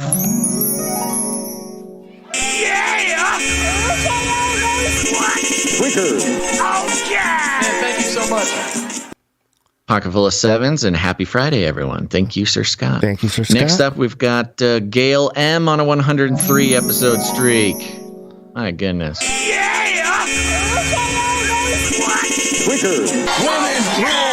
you so much. Pocket full of sevens and a note. Buenos dias, mi chicos dulce. Don't forget to nominate a review person for their award. Do it as much as you want. Maybe it will get people to write a review if they know they're up for something fun. Funny or funky from the esoteric collection of Canary-inspired items. XXXX. That's right. Gail M. has the Gail's Gratitude grab bag where she has just the most. She's sent me pictures of her whole collection. There's some incredible stuff in there, folks. And yes, it's just like a wonderful thing that Gail does to participate and thank the Canary Cry family for being so awesome, supporting the show, and doing things like leaving reviews. And I will do that. I will nominate somebody today during the review sections. And that concludes our financial producers who have produced the show in the amount of 777 or more, which entitles them to have a note read on the show. A couple more people to thank who came in under that, starting with Sir James, Knight and Servant of the Line of Judah, on a 72 episode streak. Thank you, Sir James. Next up, we've got a 44 episode streak from Jackie U. Ooh, Jackie U. Yeah, she's on a streak. Women rule! That's right. And we've got, last but not least, we've got Runk Smash on a 16 episode streak. Ooh. Are you there sure? we go. What? Are you sure? Am I sure? Yeah. I am sure because we played Rocket Man last episode. We did? Okay, good. Yeah. As long as we did that. Yeah, and I'm hoping that we didn't forget anybody. I see a couple names on there that we usually see, but we will figure that out. There's always a chance that I just was rushing through it. So thank you very much to all of our financial producers. It means the world, not just to us, but to every Canarian listening now. It is the Canary Cry family, and we provide for each other. And, when things get uncertain in this world, we share the load. And so very touched and proud of everybody. And thank you for your, what is it? Thank you for your patronage. Thank you for your patronage. Thank you for your patronage. Did you want to do a couple reviews right now? Is that yes, what you we're going to do? be. That's what I want to do. We're going to be splitting up the reviews, folks, because it's great. We got some reviews this week.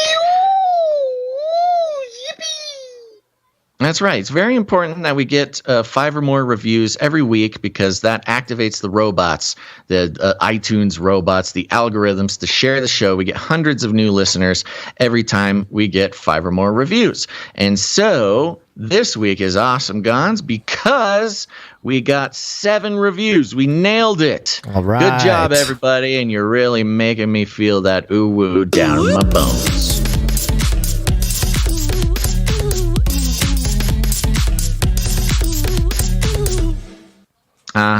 So I'm just going to be running through a couple of them every break here, and they're fun. So starting with Havermeyer in the United States, 5 stars, more Antarctica. Not enough. He loves the Antarctica. Not enough about the Antarctica in every episode, but in some episodes, sometimes we get a fair amount of Antarctica, perhaps 1/3. I don't know about that, but okay. I'm glad you're enjoying it. Always some good critique of the news against Bible prophecy and relentlessly good-natured. Personal fave was the concern about the random child with the Baphomet star. I don't remember that, but I'm glad you enjoyed it. Thank you very much for the review, Havermeyer. Thank you, Havermeyer. Next up, we've got a crazy sort of name here. From New Zealand. That's how they spell things down there. Thank you, New Zealand. 5 stars. Reviews working, he says. Lot of fun to listen to. You will have to listen to a couple of episodes to get the style and some of the in-jokes, but love the lighthearted approach of the show. It's a great change of pace from the sensationalist or fear-mongering that is often attached to these types of subjects discussed. Keeping rattling cages, boys. I read that wrong. Keep rattling cages, boys. Much love and blessings from Jono in Christchurch, New Zealand. Thank you very much, Jono or Jono. Jono. Yeah, in Christchurch. Wow. All over the world. Yeah. Okay, one last one here. We got Sir Spoons. All right. In the United States, 5 stars. Tweet, hungry boys. Thank you, Sir Spoons. Boozy and Gonzer are swole. Get pumped up on some truth, people. All those who are created in the image of the Most High God need to listen to this show. Stop supporting lizard people and support these guys working for the kingdom. Basil has to say this. Oh, great. All right. So, yes, Basil does have to say this. The earth is flat, just as the Bible describes. Smiley face. Well, I said it. May our Father in heaven bless both of you and your families and all the listeners. All glory be to God in Jesus' name. Thank you very much, Sir Spoons. Yeah, that one can be ISO'd to put you on the flat earther list. They finally got me, man. There you go. Okay, that's all the reviews for this break. Thank you guys very much. We'll read some more later on. Appreciate it. Do we tell them about the grumpy uncle now, or do we tell them later? Let's do it later. Oh, okay. I mean, unless you... I was doing that for you. It's fine. Speak pipe. Okay. Oh, my gosh. Please leave a message after the tone. At the tone, please record your message. Leave a message. Beep. Message. Jeez. I hopped up on coffee today, folks. All right, CanaryCry.Talk.com. You'll see a green little tab on the bottom or the right-hand side. Click on that. Leave us a message. It's awesome. Who's got messages for us today, Gonz? Oh, no. I forgot if I updated this. Well, let's start off with Polly the Gambino. Hey, okay. Polly here. Once again, I told you I've been listening, and I listened to that new Wednesday jingle. That thing is popping, bada boom, bada bing. I like all 3, how you're combining them. I like the first one because that's the original. We know the story, right? I like the second one because it's a little different. A little cowboy in it. Right, Sam Elliott? Yahoo! But that third one, that's pretty good. Basil and Gonz. I could use some people like you in my industry. Ragazzo Sigaggio. Wise guys. You guys dig deep. I could use some deep information in my industry. And Bernie Sanders. I like your style. I like what you're saying, but you're talking a little too much. Calm it down. You know what I'm saying. Basil Gonz, hit me up. You know my number. I think, anyway. All you other people, don't look me up, all right? Kind of dangerous. Okay? Okay. Sounds like Pauly the Gambino is in an industry that we would be good at. Maybe it's the news industry, independent news. I don't think that's what he's talking about. I think it's so? a little more violent than that, but it's something else. Okay, sure. All right. Yeah. Well, words are violence nowadays. Oh, that's true. Yes. Yeah. Things you say are extremely violent, very offensive. All right, who's next? We have a message from Flippy. Is that Flippy? Is this the one you were wondering if you had done correctly? I think I'm in the clear here. So okay, I hope so. Okay, so Flippy left us a message. This is Flippy 3000, your robot friend. I promise I am not trying to steal your wife, Mick. Oh. About the Wednesday jingles, my humans. I feel left out and would like a robot jingle. It would sound something like this. It is Wednesday, my humans. Thank you.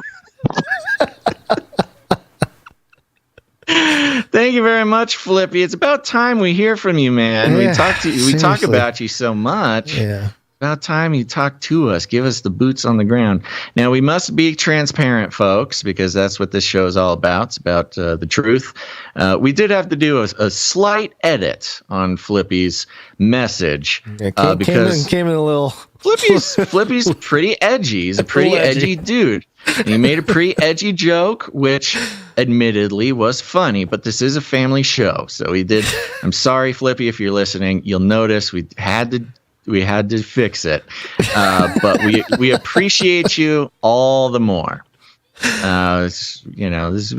got kids that listen to the show, so we're protecting the youth. All right. Thank you, Flippy. Okay, who's next? Thank you, Flippy. We got one from Rochelle. Oh. So, all you CCNT people, this is Karen, and I have a message for each one of you. Oh, no. You dirty, nasty COVID spreaders who refuse to get the shot. You're the reason I got sick. Threats of jail should do the trick. I don't care about common sense. That's all a conspiracy theory. Your warnings of Blackrock, or State Street, or Vanguard all just make me dreary. Just get your booster 4.0. It comes with the free test kit to go. And you should always wear your mask. Virtue signaling is an easy task. Also, stay 6 feet apart. Just so I don't smell you fart. Just kidding. I love you guys. Thanks for being awesome. All right. Thank you for being awesome. Wow, what a great voice. Yeah. That's professional. Yeah, that is a professional broadcast voice there, Rochelle. Thank you very much. And yeah, I'm glad you weren't actually Karen. Karen has a long history here on the show. But it's a little bit of took me a second for the Dr. Seussian sort of feel to sink in. Very subtle. It was nice. Yeah, Thank you very much, Rochelle. Please leave more. That voice deserves to be heard. Very passionate about that voice. Yeah. All right. We also have a modern day Bible study. Love it. CanaryCry listeners. Last episode, someone in the comments mentioned how I sounded like a robot, which I think is absolutely hilarious. So far from it, but compelled me to make this message that I have to submit. I take it as a compliment, meaning my voice is a very precise hit. Working in radio has taught me to be professional on the air and to get to the point real quick. I've been mistaken as a robot before. Started up a Facebook page trying to encourage people for a modern day Bible study, so adding as many people as I could from every Bible study group to come check out mine. Facebook stopped me a few times, saying I have abused the add friend button, that's out of line. Determined to get as many people as I could to possibly share a positive vibe. I realized that our minds and actions seem advanced, for our capabilities is but a glance. Love is the only cure if we gave it a chance. Society is upside down and progressing way too fast. Check out whose pockets are bulging to the max. Let the unrighteous continue to be unrighteous. Let the righteous still do right. For the Lord is coming soon, giving to each person according to what they do and have done. Revelations 22 has promise of the Son. I pray you have many days filled with love. It's always there. Silent messages from above. Bring you extra energy to your weekend with Basil and Gonz. And remember, think outside the cage. All right. Wow. Holy smokes. A little bit more music on the tail end here. A little bit of we got some outro music. Okay, thank you very much, Modern Day Bible Study. We've got so much rhymes, so much flavor to the audio messages today. Yeah, this is very great. Fun, yeah. Yeah, this is... Okay, my goodness. A lot of energy put into it. We can carry that energy through the weekend. Thank you to everybody who left us voice messages. You too, dear listener, can leave us a message. You implicitly give us permission to play it on the show, but it is not guaranteed. And as a new rule has been revealed, thanks to FLIPPY, we do reserve the right to edit it for content over time to make sure that it's safe for the kiddos. Thank you very much, everybody. Again, CanaryCry.Newstalk.com, little green tab, click on it, make it happen. Yep. Okay. Well, we're about to wake up and get back to the show. Remember, YouTubers, you're going to need to go find somewhere else to watch the rest of the show at CanaryCry.Party. Yes, it's wake-up time. Hey, yo, wake up. And it is YouTube. Oh, why isn't this moving? Here we go. Okay, it's happening. Everybody stay calm. Everybody stay calm. What's the procedure? Twitch, Rumble, Odyssey, Twitter, Facebook, whatever it is, you can find all those links at CanaryCry.Party as well. Too hot for YouTube. Too hot for YouTube. YouTube. Now you see me. Now you don't. Okay, and click it off, and they are gone. Oh, they're gone. Are we safe? We're safe from the YouTube. You can't get us again, Susan. And that means we're going to talk about some COVID. It's Corona time. COVID-19. COVID-19. COVID-19. COVID-19. Yes. COVID-19. COVID-19. Coronavirus. Vaccine, number one way. So there's not a whole lot of stuff to report, but I did find this old footage of Fauci. Maybe you've seen this, Basil. Oh, yeah. This was floating around. It's a great clip, though. Yeah, it's an old, more vibrant Fauci talking about whether or not somebody who's had the flu for 2 weeks, whether they need the flu shot. But she's had the flu for 14 days. Should she get a flu shot? Well, no. If she got the flu for 14 days, she's as protected as anybody can be, because the best vaccination is to get infected yourself. And so she should not get it? If she really has the flu, she definitely doesn't need a flu vaccine. If she really has the flu, she should not get it again. No, she doesn't need it, because it's the most potent vaccination is getting infected yourself. There you go. How things change, I guess. Straight from the source. Well, yeah. He's talking about the flu. He's not talking about COVID. No. Yeah. But it's just another one of those things you can share with friends and family if they are Fauci-ites. Just fun. Just like a fun way to spend the time, just kill a couple of minutes showing your family a cool video about their favorite Dr. Fauci. I got something here. Yeah, I was going to say. I was just going to ask you if you've tested positive or if you've gotten throughout this entire time. Have you? I have never tested positive for COVID. However, I had that what could have been COVID in January of 2020 before anything. Remember I was really sick for a while there in January. Yeah. And so no, but the answer is no. I have no way to know if I've had COVID or not. Neither have I. And, we were told earlier, maybe last episode, 2 episodes ago, about a Korean doctor said how, if you haven't gotten COVID, you have no friends, right? Yeah, of course. Let's see what Bloomberg says. Yeah. Bloomberg has a headline here. Never had COVID? You may hold key to beating the virus. Ooh, we hold the key now. Hold the key. We're the key masters. We went from people that are, being, I guess, white supremacist right-wing terrorists to the key. Yeah. More than half of Americans may have never had COVID, according to U.S. government data, leaving scientists wondering whether those who've avoided the novel coronavirus might actually be immune to the virus altogether. This could offer new clues into how to attack COVID. Right off the bat, they're giving this very interesting impression. Without saying it, they're giving the impression that the only reason you didn't get it was because you are superhuman. You're already immune to it. Everybody got it because everybody got it. Right.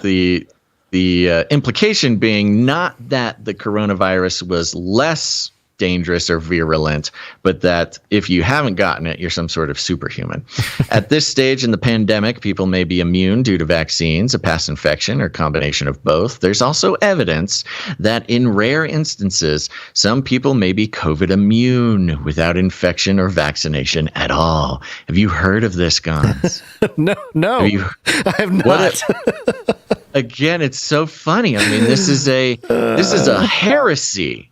A heresy, I say, to the high church of COVID. It's bizarre. If you would have shown this sentence to Bloomberg a year and a half ago, in a year and a half, in April of 2022, you're going to write this sentence, they'd be like, no, never. Oh, put them in, you're canceled. Yeah, never, ever. The coronavirus's frequent mutations and the fact that immunity wanes over time makes it difficult to discern how many people are immune at any given moment.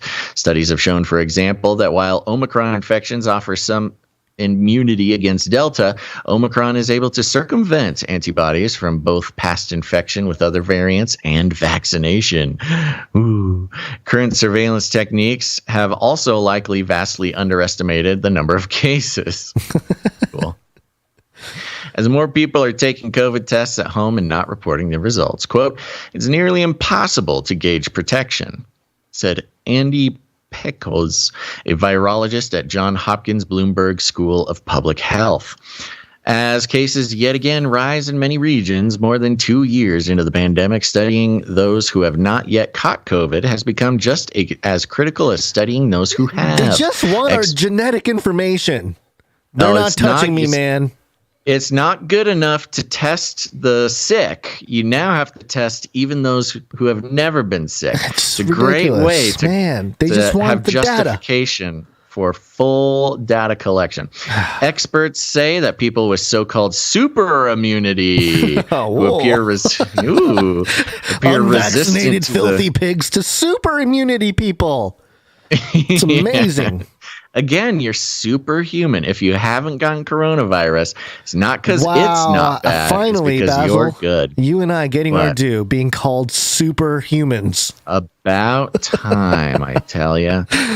Experts say that people with so-called super immunity who appear resistant to the virus without vaccination may hold answers to important questions about why certain people get so sick and others don't.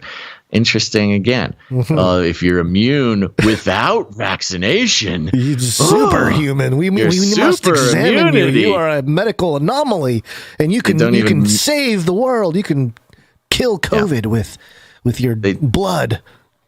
They don't even mention, past infections as immunity. No. Examining these cases could also help inform the development of vaccines and therapeutics less vulnerable to viral mutations. So again, it's our responsibility, Gonz, to be studied, or else we're killing people. That's how they'll flip it back on us. Oh, you're going to help make more vaccines from us? Great.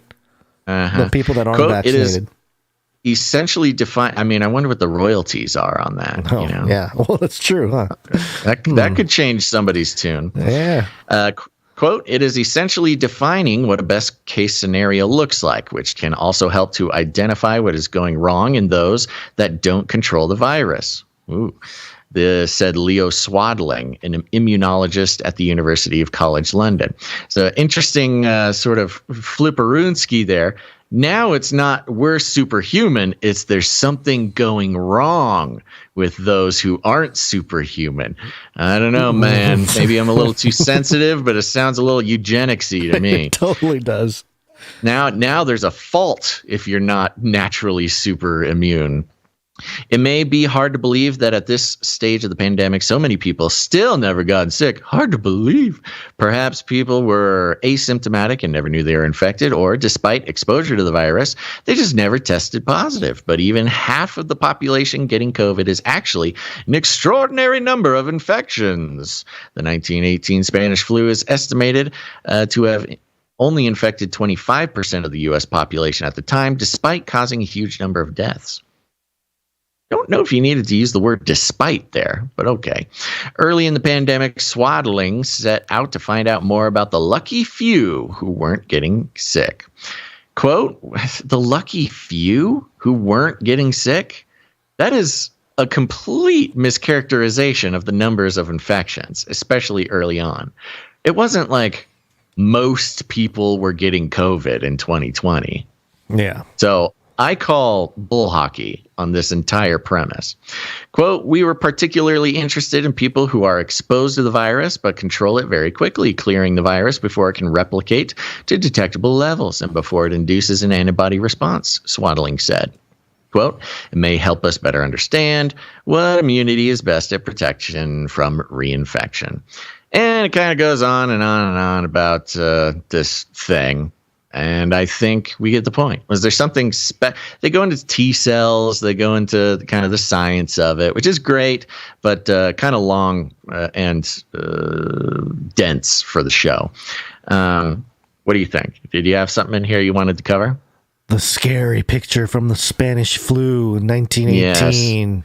They love showing those pictures. We are going to be experiencing the same thing if those superhuman people don't help us create more weapons against COVID. Yeah. I'm not going to participate in that, so. No, of course not.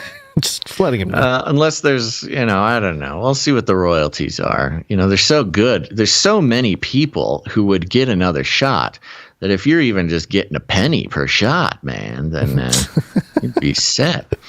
Just kidding, folks. Settle down. A lot of people take me seriously when I say that. Studying the superimmune, he said, may help us against Omicron and any future variants of concern. So something to keep an eye out, folks, because I think that there's going to be a big push, a PR push, a marketing push, a news push, a political push, a patriotic push, do your duty, social justice, et cetera, that if you never got sick, you got to let them come and inspect you. Poke you around and draw blood and give us your DNA. You are superhuman. Yeah, stay in this very special. It's not a camp, Gonz. It's a research facility. Research facility, sure. Yes. You mean I'm a test subject? Yeah, we bring you 3 meals. No, not a test subject. You're our guest. You're our guest here. You're the key. You're the key to beating COVID. Come on. If you don't let us study you, then you're a Nazi, quadroon, racist shill. And probably on some sort of list somewhere. All you got to do is let us study you. I mean, come on. You don't cry about your constitutional rights. We're not putting anything in you. We just want to take something out of you. It's your patriotic duty. I don't know. It doesn't seem implausible for that to develop over the next year or so. I think it depends on the timing and the intensity of the sort of return of COVID that has been prophesied by Dr. Fauci.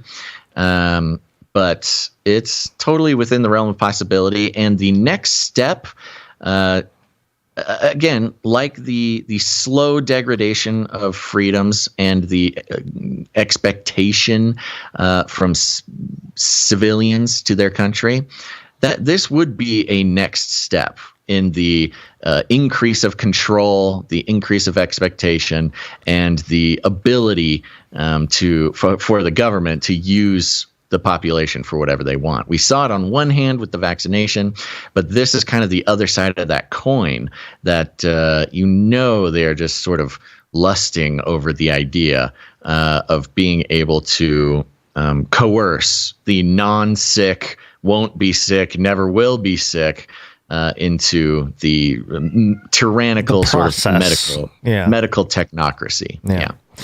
100%. And then you'll have to have a super immunity passport. You know, that'll let you go anywhere you want. Yeah. But it's interesting to see how they flipped.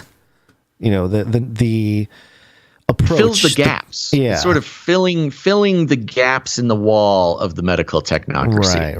Right. Yeah. Okay. And we'll see. I don't know. That's just kind of what what I'm seeing. That's what I'm feeling. It is a possibility. It's an opening we can imagine in the future. Hopefully not, but we'll keep an eye on it. Yep. Okay. So that's all we had for COVID, but we got some politics stuff to cover here. Let's do it. It's Latin for many. Now suck your blood. Now politics. Your blood. Trump's brazen request to Putin, Gonz. Yes, CNN. Brazen. CNN bringing the report. This is floating around. I meant to bring this to last episode, but we had a timing issue. So if you can, why don't you just play the clip? We'll take President it from there. Trump, he still has rallies. He still says things. Some of them are out there. Still says things. He still says things. He says things. Can you believe it? Things. We don't always give them oxygen. But he said something that I think we really do have to pay attention to. At this point in time, Russia is in the middle of an unprovoked war against Ukraine, and the former president said this. Not unprovoked. Why did the mayor of Moscow's wife give the Bidens, both of them, $3.5 million for them? That's a lot of money. She gave him $3.5 million. So now I would think Putin would know the answer to that. I think he should release it. I think we should know that answer. He's calling on Putin to release the dirt, which is something he's done before in the past. Right. At this point in time, John. Brianna, Donald Trump is mentally unwell in a way that makes him interested exclusively in what benefits him. Distinctions like every between politician, including he's mentally unwell, Gonz. He's unwell because he's interested in what benefits him. In what benefits him. Distinctions between true, false, right, wrong, America's friends, America's enemies are irrelevant to Donald Trump. Replace the word Donald Trump with CNN, and it's more accurate there. But exactly. Continue here. Russia has helped him financially and politically over the years. Wasn't the like Hunter Biden, like the Bidens, like exactly what he's talking about. Wow, this is I mean, if you're watching this and you don't see that, you must. There's no hope. There's really no hope. He literally just pulls like a.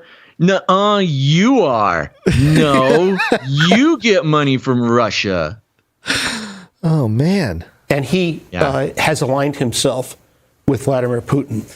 This is significant not just because he was president, but he's the leader of one of America's two political parties. He might be president again. He's not. And he's not the leader of the Republican He's not Party. the leader of the Republican Party, but he is, though. He is. We're only talking about the context of the presidency. They want him to be. He's only the leader because CNN makes it so. Makes it, yeah. Really.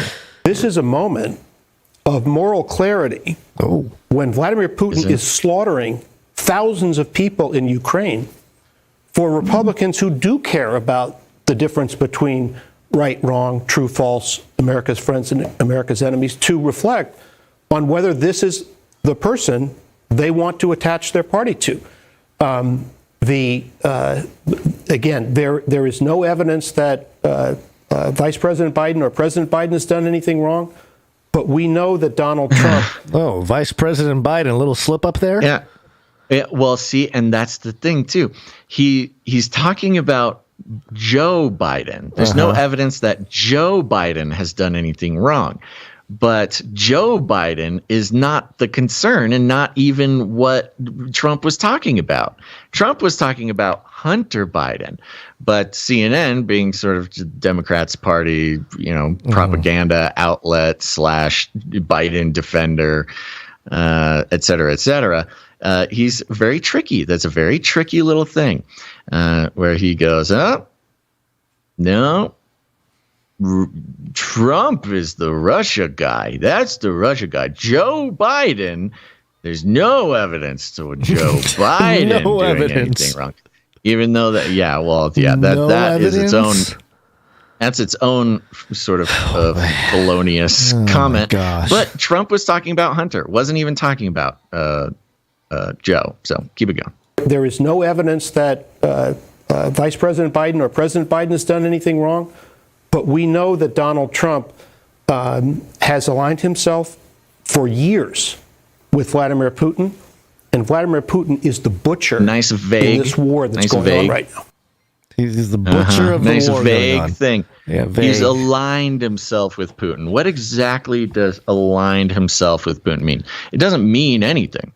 So anyways.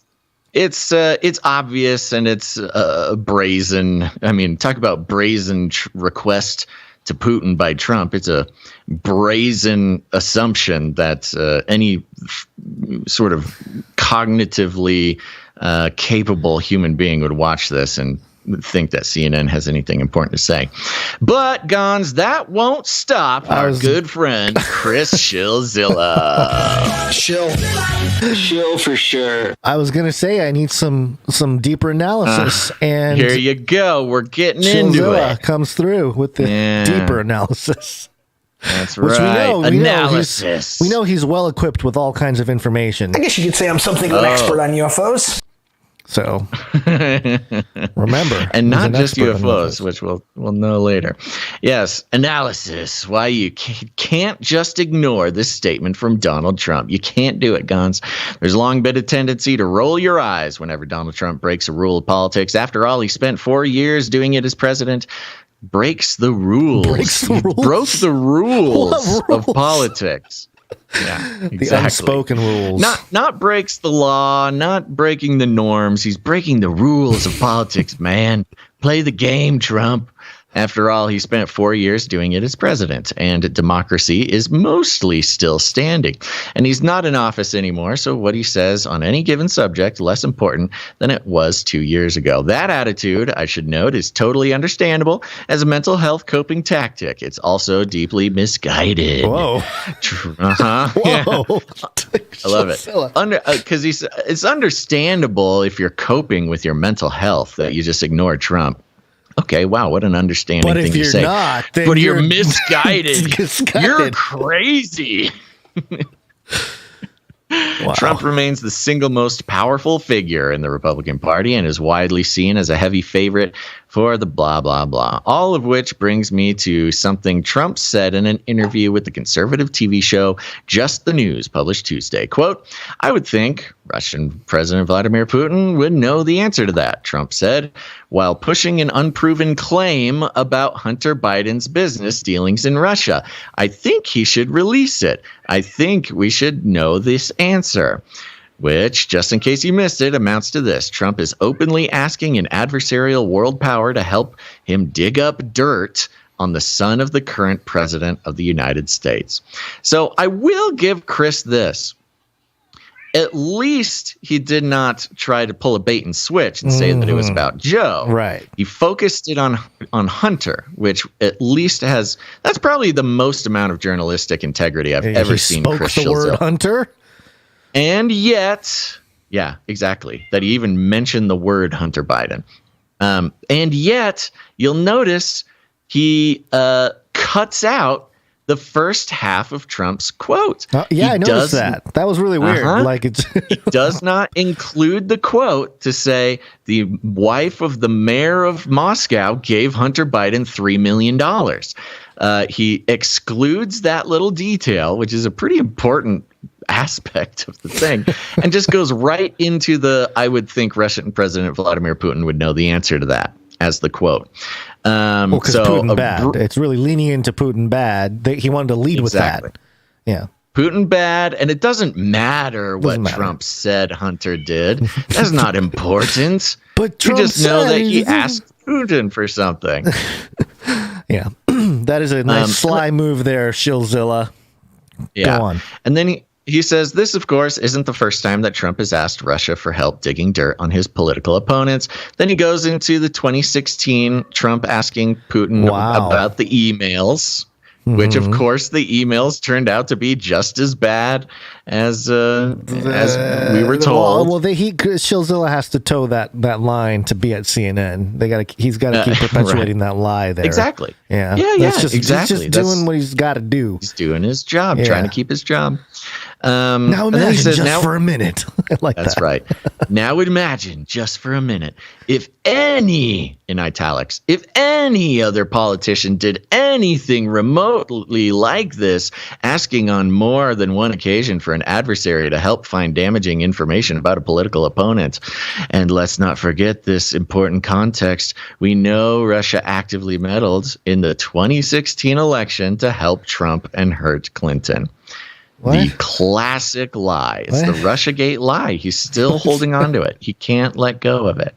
And there's definitely been Democratic politicians who have alluded to Putin releasing the P tape. And so, yeah, there have been other politicians, Democrat politicians, asking Putin for the P tape. So, again, another felonious. Plus, anytime, a lot of times when Trump does this whole thing, we're like, oh, ask Putin. Yeah. It's in the context of, I know, like Trump saying, I know what happened. Why don't you have these other people, so it's never like somebody else. It's not coming from a place of, oh, I'm desperate, I need something to, but that's how they paint it every single time, Yep. And I'll just read one more little sentence here. But Trump has so moved the goalposts of acceptable conduct as it relates to what he says and does that the chances of his appeal to Russia to find dirt on Hunter Biden barely makes a ripple in the political world. He just keeps saying, find dirt on Hunter Biden. You omitted the part where he actually says that he gives the actual thing. Yeah. And speaking of which, I want to do a deeper dive on all the stuff going on with Hunter Biden. It has been reported and confirmed in the New York Times, in the Washington Post, in all of the corrupt corporate news outlets who spent hours and hours of screen time talking about how the Hunter Biden laptop is Russian propaganda and not true and all this stuff. It's not verified. That was the big thing. Not verified. It has now been widely reported by Washington Post, the Times, all of the major corporate news outlets that it has been verified. The Hunter Biden laptop is authentic, and they're doing it quietly. They're doing it sparsely, but they are doing it, and not a single apology for just straight up lying to. Not just straight up lying, but lying to in sway order the election, to really. manipulate an election. You have the, I mean, and it's not like, of course they do it. Of course they've been doing it forever. But we caught you. We caught you manipulating and lying to the public specifically to sway an election.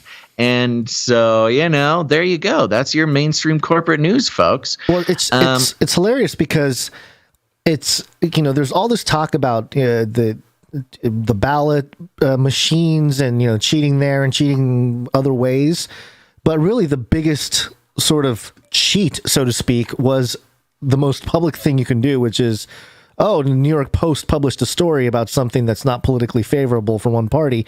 Let's align ourselves, all these news outlets and social media platforms, to just deny it, eliminate that story as much as possible, discredit it as much as possible. Control reality. And control the narrative so that our candidate ends up winning. So, the manipulation, the cheating really happened in the faces of everybody. While most people were, arguing about quantum computing ledgers and watermarks and stuff, or whatever it may be.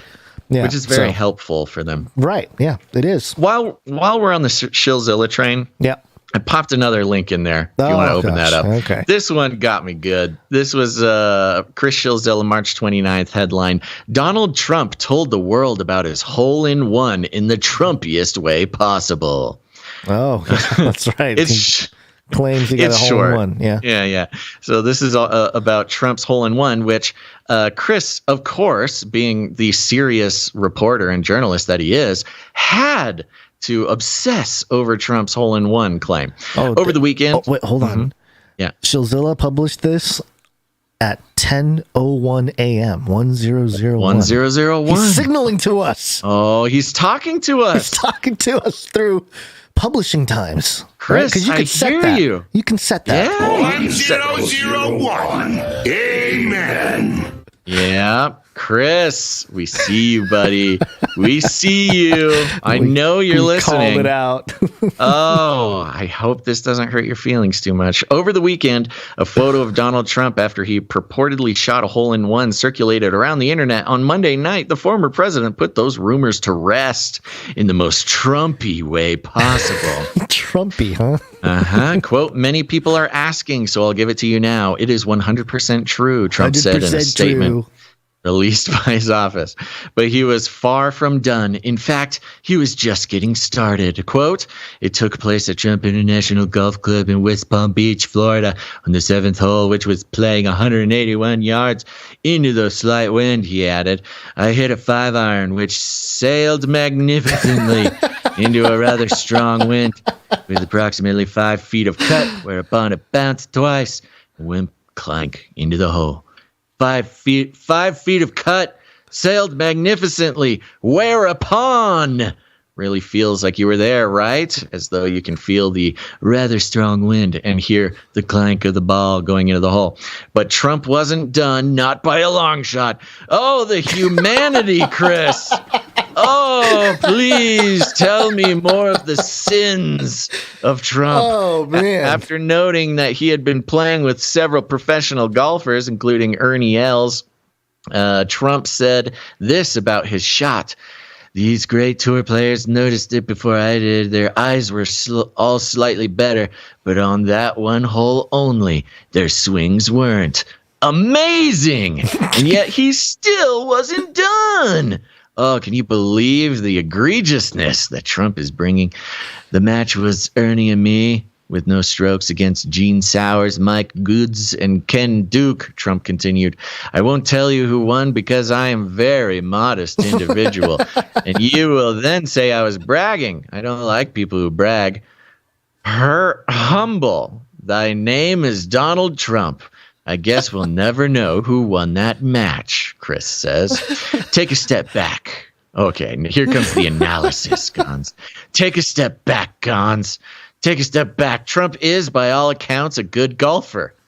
Whoa, wow, throwing him a bone.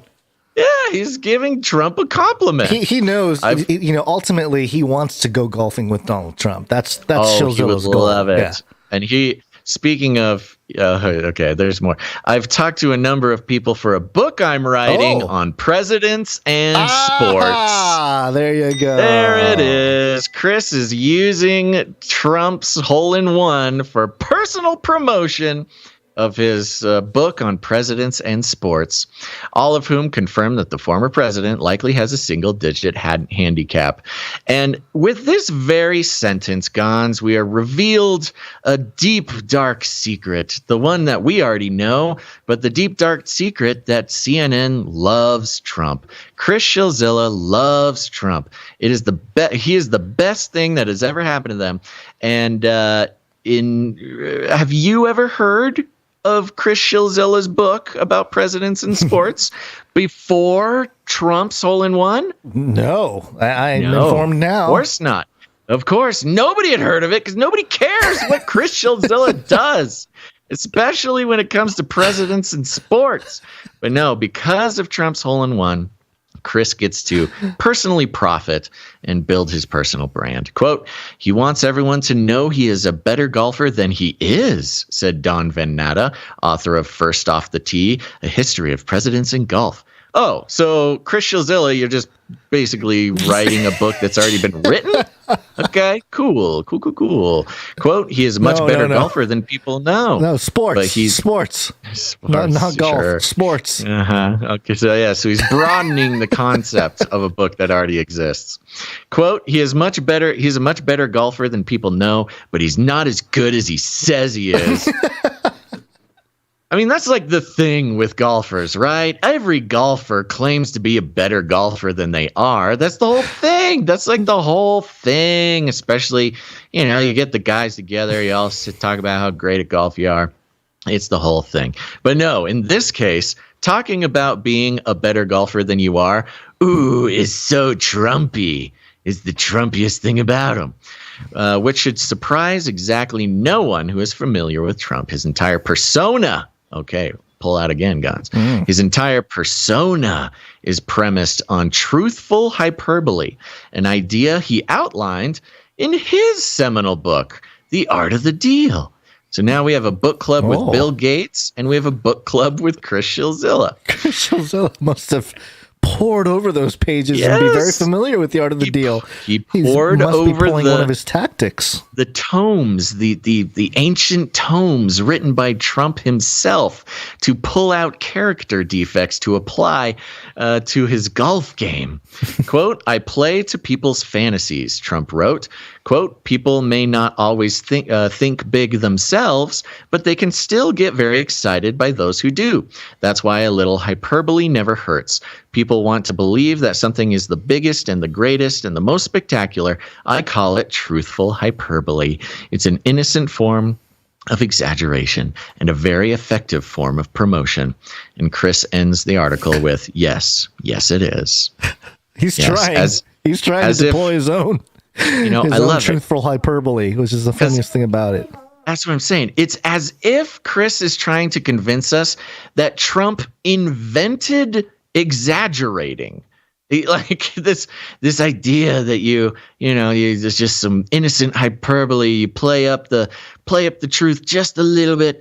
Trump invented that and has infected the rest of the world and golfers with the idea that it's okay to exaggerate sometimes. Chris Shilzilla of CNN. Are you just learning about this idea of hyperbole? Because I'm pretty sure in the article we just read with you talking about Trump and his statement that can't be ignored, your entire career is built on hyperbole, Chris. And that's what I love about you, buddy. I know you're just trying to keep your job, but the way in which you write says so much more than I could ever say about you and your sort of playpen of a news corporation, CNN. We're rooting for you, Chris. A shill for sure. Did you see he was on the set of CNN Plus, which dropped? Saw that. Forgot to talk about that. Yeah. And so Chris is CW sideways XRP symbol. that is that listeners of the podcast and not viewers of the video, that was a really good joke. Just take it from me, Gonz nailed it. You got to look at the picture to understand. Man, we are going over, but way we too at long least, over, yeah. I at least don't want to skip the Madison Cawthorn thing. Can I mention this one? Because it's just, why don't you take it from here? I need to let a cat out. Okay. Because something bad will happen if I don't do that. So while the I guess the liberal Democrat side of the aisle are complaining about Trump as they always do, the other side is saying some interesting things as well. We have the Jerusalem Post. This is a headline. Fox Nation's Lara Logan says Rothschilds paid Darwin to invent evolution theory. And who did? Who paid them? Who paid the Darwin? Rothschilds. Hey, paid Darwin to invent evolution theory. Sounds legit to me. Is this? I have heard that Darwin was funded by the Rothschilds. Yes, I think there's some truth to that. Yeah, they paid for his boat to the Galapagos or whatever. And plus Darwin's, there's a family member of Darwin's that's really well connected to the whole banking elite and all that. So yeah, it's really not, I mean, I know they sensationalize it perhaps with, taking the words of Lara Logan, but. I'm on board. Yeah, I think there's some truth to it, but of course, they're going to make it sound like, these crazy Republicans. Speaking of crazy Republicans saying crazy things, we got our buddy, old pal, Madison Cawthorn. What's he up to? Are you still moving cats? All right, still moving cats. Express.co.uk, the headline here. Wild Republican sparks GOP outrage after claiming he was invited to Washington orgy. Oh, boy. Trying to stay family friendly, but the headline of the article here is not really helping. Mr. Cawthorn, who was selected in 2020 as the youngest person ever to serve in Congress. By the way, Mr. Cawthorn is the gentleman in the wheelchair that we didn't know who he was a few episodes ago, but since we figured out who he was, he's really, hitting the news circuit. The youngest person ever to serve in Congress, aged just 26, made the comments during an appearance on the Warrior Poet podcast hosted by John Lovell. Ooh, John Lovell. The North Carolina representative who goes up for re-election in November appeared on the podcast in his wheelchair wearing a camouflage baseball cap and a t-shirt which exposed his tattoos. He's a hip conservative. When asked by Mr. Lovell about whether the corruption in the Netflix series House of Cards was also visible in Washington, Mr. Cawthorn said, quote, "The sexual perversion that goes on in Washington. I mean, being kind of a young guy in Washington, where the average is probably 60 or 70, I'm looking at all these people, a lot of them that I've looked up to through my life. I've always paid attention to politics. Then all of a sudden you get invited. We're going to have a sexual get-together at one of our homes. You should come." What did you just ask me to come to? And then you realize they're asking you to come to an orgy. Or the fact that some of the people, this is still the quote, or the fact that some of the people who are leading on the movement to try and remove addiction in our country, and then you watch them do a key bump of cocaine right in front of you, and it's like, this is wild. Wild, man. This is wild. Cawthorn's appearance on the Warrior Poets podcast, which has over 1.2 million subscribers, has been viewed over 165,000 times on YouTube. Okay. The GOP congressman's comments have also sparked outrage within Republican Party ranks. House Minority Leader Kevin McCarthy promised to speak to Mr. Cawthorn about the allegations made. Why? Why, Kevin McCarthy? Are you involved? The Californian congressman's office has confirmed. Meghan McCain has also been quick to question Mr. Cawthorn's accounts. Writing for DailyMail.com, DailyMail.com, the daughter of the late Arizona senator and one-time GOP contender for the White House, John McCain, said, quote, "Congressman Madison Cawthorn represents a fringe group within the Republican Party, just as the progressive extremists of the squad represent a far-left slice of the Democratic Party." Interesting. Mm-hmm, sure. I love the logical exclusivity that's being ignored by, who is this? Was this McCain? That was McCain, yeah. Yeah. Because we hear that Trump is the leader of the Republican Party. The Republican Party is Trumpian now. The GOP are all conspiracy theorists, et cetera, et cetera. But then when it's time to, slam this young man for giving away the debaucherous secrets of DC, then it's like, oh no, he's just an outlier. He's a lone wolf. It's such a small sliver of the Republican Party who's, crazy conspiracy theorists. It's like, okay, great. Well, which is it? Are they all crazy, or is it just a couple of them? Because hearing it both ways. Yeah, they make it political at the end here with the So the McCain quote. I loved this. I've loved every moment since after the State of the Union speech, because it was during the State of the Union that you and I saw this person for the very first time and were baffled by his existence and who he was. And then, I mean, it's like I never even... Tom Brady clone on a wheelchair. Actually, we didn't know he was on a wheelchair. We didn't even know he was on a wheelchair. It's just some, young guy sitting on the floor of Congress. And then the next week, it was like, oh, look, that guy we never knew about. Chris Shilzilla actually taught us about him. Another reason why we're pretty sure, if not Chris, then one of his assistants or something is keeping tabs on the show. Because it was literally like the next episode, Chris had come out, written. We're like, who is that guy? And then Chris was like, I'll tell you through my CNN platform.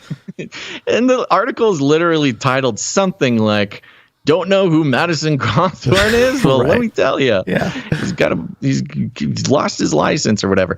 And then now this, not only is this just a big story, but it's like, I don't think people are understanding how big a story this is. Yeah. You have a 26-year-old freshman congressman who's sort of a populist. He's not like Trumpian, but he has the political qualities of Trump, being that he's like an outsider and he's a populist and speaks honestly, and even when he makes a mess, these types of things. But if I was Madison Cawthorn right now, I would be a little bit afraid because he's young. Young guys are gonna say stuff, especially when they're on the podcast, especially when they're on a popular podcast. When they're a guest and they're trying to make a good impression and be cool, you're gonna say things that you probably shouldn't say. And I'm worried for him about how exactly he's going to learn this lesson. Best case scenario, they somehow, find somebody else who's going to win against him in the next election. Worst case scenario could get as worse as it possibly can if he, either continues to do this or does not properly atone for giving away the debaucherous, drug-fueled aspects of Washington, D.C., because he's putting other people's livelihoods at risk, and powerful people don't appreciate that very much. Yeah, if he's not careful, he's going to become part of the experiment of the technocracy, the technocratic elite. They're like, hey, you're going to be the first guy to walk from our injection. Give you your cyborg legs. So, but on the other hand, I mean, you got to admit it. He's just saying what we all already know. Yeah. And even if you don't know it, like know it, like we do and many others do, you're not surprised by it. Yeah. And it's this, what he's doing, his real sin here is not telling the truth. It's turning the lights on in the theater. Yeah. Because we have this agreement. There's some sort of agreement going on in the U.S. when it comes to politics. And you see it from the very founding of the country and just the system, where it is sacred. The system is sacred. Yeah. The way we've constructed it is sort of this holy thing, according to them, and maybe holy in the ways of like occultism and esotericism and mystery schools and things, but it is supposed to be sacred. And along with that sacredness is the theater to just agree that it is and pretend that it is, even though it's not. And really, his big sin here is not saying things that we all already know or maybe didn't know. It's daring to reveal that the purity is goes deeper than just political reasons. Right. So, and I, in one way or another, I kind of think that that's part of what happened to Kevin Spacey. With the House of Cards show, which is the context in which Madison made these comments, was I think he was asked, like, so is it really like House of Cards? Oh, right. Yeah. Yeah. And he was like, yeah, it is. It's exactly like House of Cards. And I think that's what happened to Kevin Spacey. He made House of Cards, which was lifting the veil. It was revealing the nature, the thing that we've all agreed to ignore. Not us, of course, but so I don't think it's in the system. Yeah, right. Yeah. Or people just not paying attention. Just people, So I think that's part of why Kevin Spacey had his fall from grace, and I do fear for Madison here. What's his name? Madison? Cawthorn. Madison Cawthorn. Madison. Okay, there you go. Yeah. All right. Anything else? Nope. Time for break. It's break time! Come on, take a break. Wow, we're running really far behind. We have a second break here. We're going to thank some producers who came in with their talent, and that's because Canary Cry News Talk is a place for therapeutic reflection of our troubling world, and we encourage our producers, our listeners, anybody out there to help process all this craziness through art, music, express it through these mediums, and we'll share it so we can all process together. And to start things off here, we have some audio production pieces to get to. Audio production.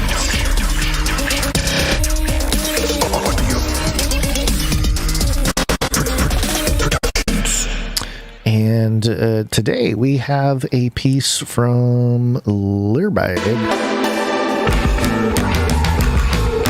22nd century Learbag man. All right, here's a note, and it says, okay, these might be last couple ones for a little while. Told you to keep that 22nd, I said 21st century Lear jingle ready. So after Dove said this was the last round of players for the league, I realized that I don't think we have a jingle for the New World Order League. Yeah, that's true. Maybe we do, but if not, here you go. Are you ready? I'm ready. It is a New World Order Fantasy League. And they're all 100% eugenics, transhumanist lizards that control everything. They hate you. Pretty good. That's good. That is real good. Wow. Nicely done. That is great. Yes, we definitely needed that. Look at that. The initiative of this young man, seeing something coming on the horizon that we needed a jingle for. Thank you very much, Learbag. This is a true treasure and going to get a lot of play, I expect, in the next few months. It goes on here. As for the second one, it may seem like I'm copying Jonathan F. at this point, but I promise I've been actually working on this for like 2 weeks or more. LOL. Music can never be perfect, though. Lint Trap was actually inspired by the Wives in the Cosmos Jam. Hope you enjoy your bag of Lear, Lizzle B. Then he has now unto the King, eternal, immortal, invisible, the only wise God. Be honor and glory forever and ever. Amen. 1 Timothy 1:17. This is Lint Trap. Can I tell you a sort of a twisted pleasure that I have? It's okay.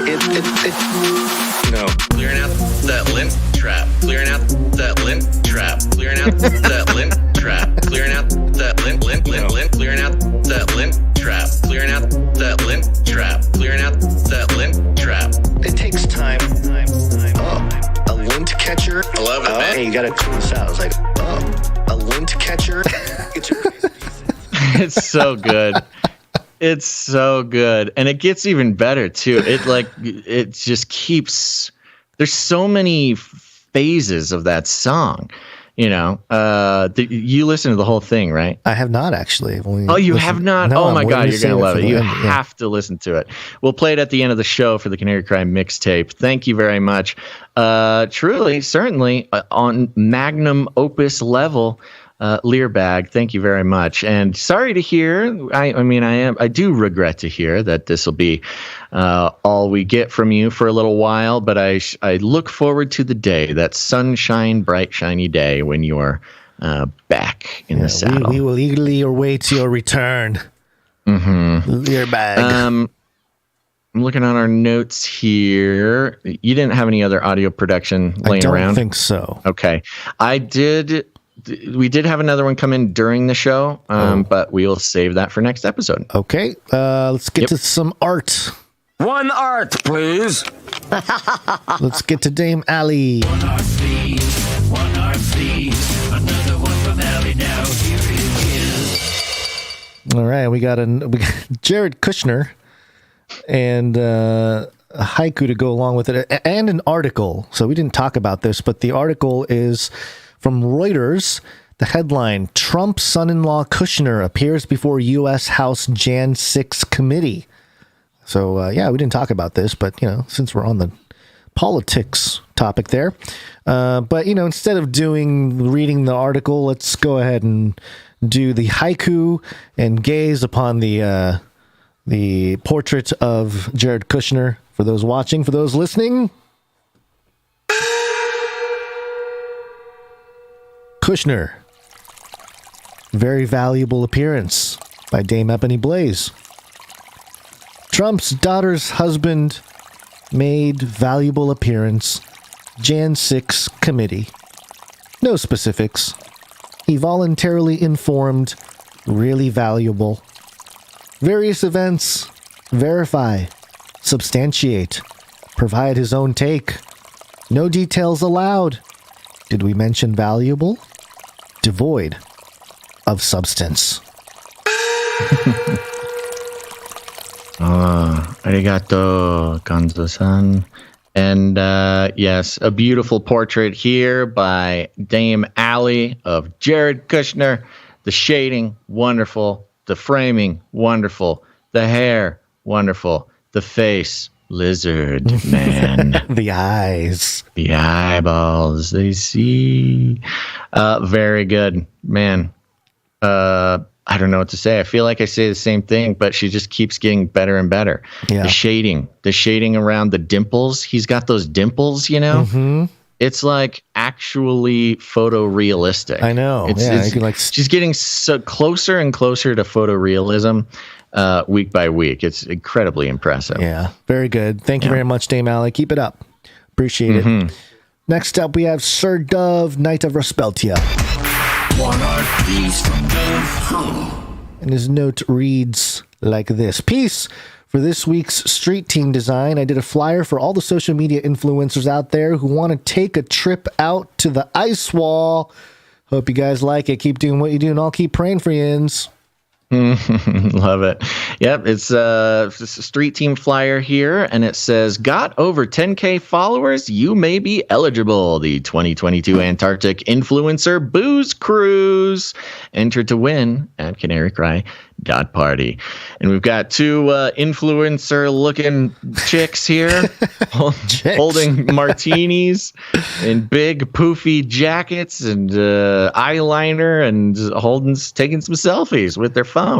Down here at the bottom, though, it does say, warning, may encounter icy ghosts, Nephilim penguins, Nazi UFOs, and ancient subterranean species. It's still dangerous being an influencer, Gonz. Don't think it's all martinis and selfies.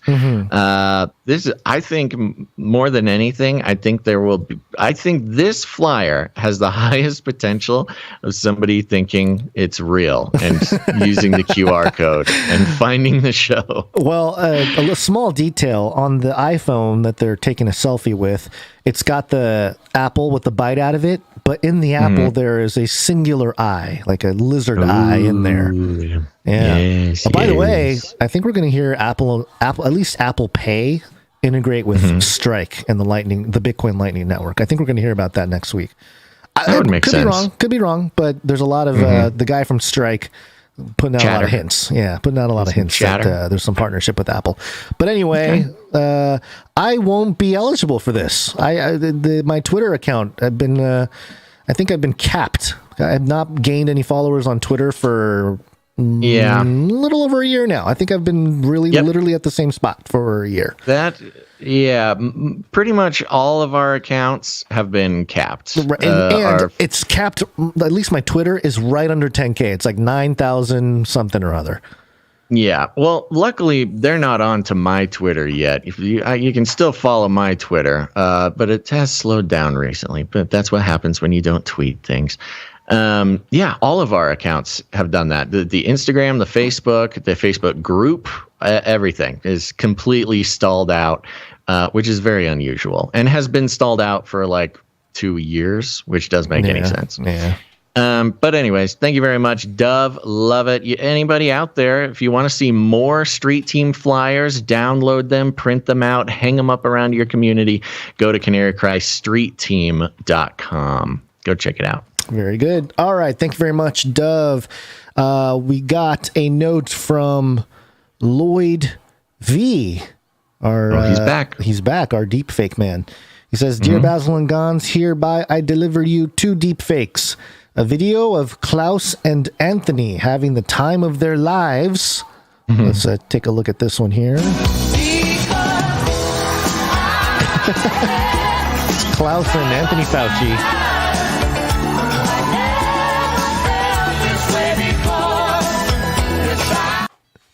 It's, what's that? From Good Will Hunting? No. No. I forget the name of the movie. This is even a little bit before my time, I think.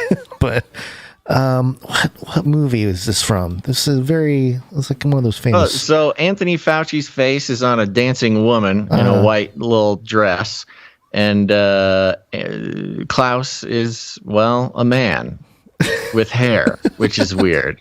It's really the hair that throws you off looking at Klaus dancing around like that. Chat. Dirty Dancing. Thank you. Dirty Dancing. There it is. Thank you very much. Yeah, that's I guess it was kind of my era, but I wasn't paying attention to the dance stuff there in the 80s.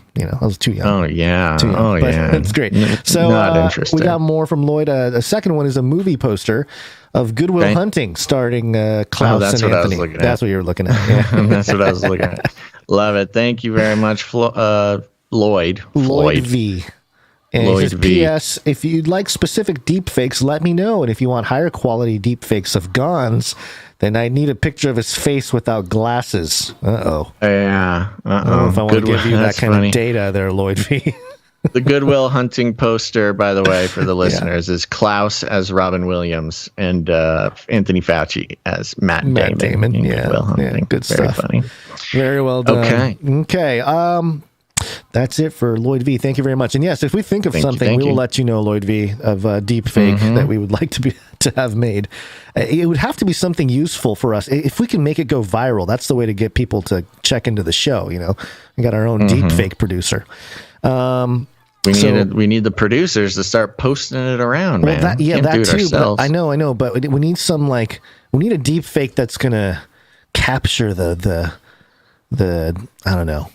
I think if enough people got eyes on Anthony Fauci and Klaus Schwab dirty dancing, that's true. I mean, it's there. It's got everything we want. It just needs that little boost. We have the street team. We need the digital street team. We need people prepared and willing and ready to post the things we want to post, and then go to like Reddit and forums and everything and spread it around. That's what gives you the chance. But Here we go. We need somebody. We need a producer to head that up. Is what we need. We'll get there. We'll get there. All right. We got more art. Let's keep moving. We got one more from Ghosternaut. He actually sent us two. Yeah. I got a note here. Recently, I had a very eye-opening experience where I felt like I saw the whole world in a different way. Hopefully, that was like a Holy Spirit revelation. Yeah, well, I think that's what it is. When you're a ghost flying through space, you get a pretty wide perspective view of things might be different. Yeah. CCNT similarly opens our eyes to see the patterns and movements of the powers that are happening right in front of our faces. Open your eyes and think outside the cage. Yeah, I was thinking about this. So the art here, he sent a couple, and we're going to show both of them. He gets kind of a nebulous looking, swirly, cool. It's actually, I think it's the background image on our website there. And he has O and then a big OH and then a big eyeball with the Canary Cry logo in the middle of it. And then get it. Like, oh, I get it. And definitely triggering my Illuminati senses. And then I got to thinking about it. Maybe he is a ghost and he is in space. I mean, I'm thinking maybe Ghosternaut's our Illuminati shill. Is he our handler, perhaps? Maybe he's trying to get us to plaster these, identifying as the all-seeing eye. I know. Look, he's got another one here. Yeah, We've got a brick wall with a big eyeball along the same motif here. Oh, I get it. Think outside the cage on some with some cool graffiti on the brick wall there. The eyeball has a tear tattoo. Ghosternaut, I think he's our ghost astronaut Illuminati handler, or perhaps he found the show and he's maybe that's the event he's talking about. You know what I think this is? He's breaking free from it could be, or this is the Illuminati master shill, the lizard people realizing that we are thinking outside the cage. In which case, it's probably not a good sign for us. We should protect ourselves. Where it's like, okay, I get it. Like, I get what you guys are doing, thinking outside the cage.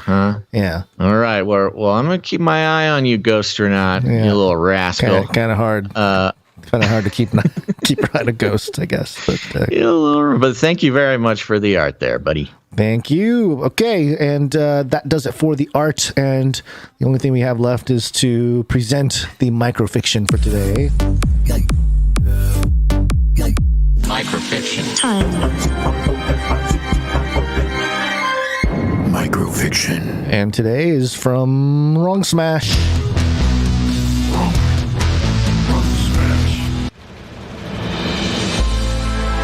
Monty 77, the last pure and unwired cat, leads a sniffling and miserable Gonz through the woods. He stops, ears twitching. He bounds forward, scales a tree, and swiftly destroys a robin drone. He meows sharply, jumping down, and runs for the bunker.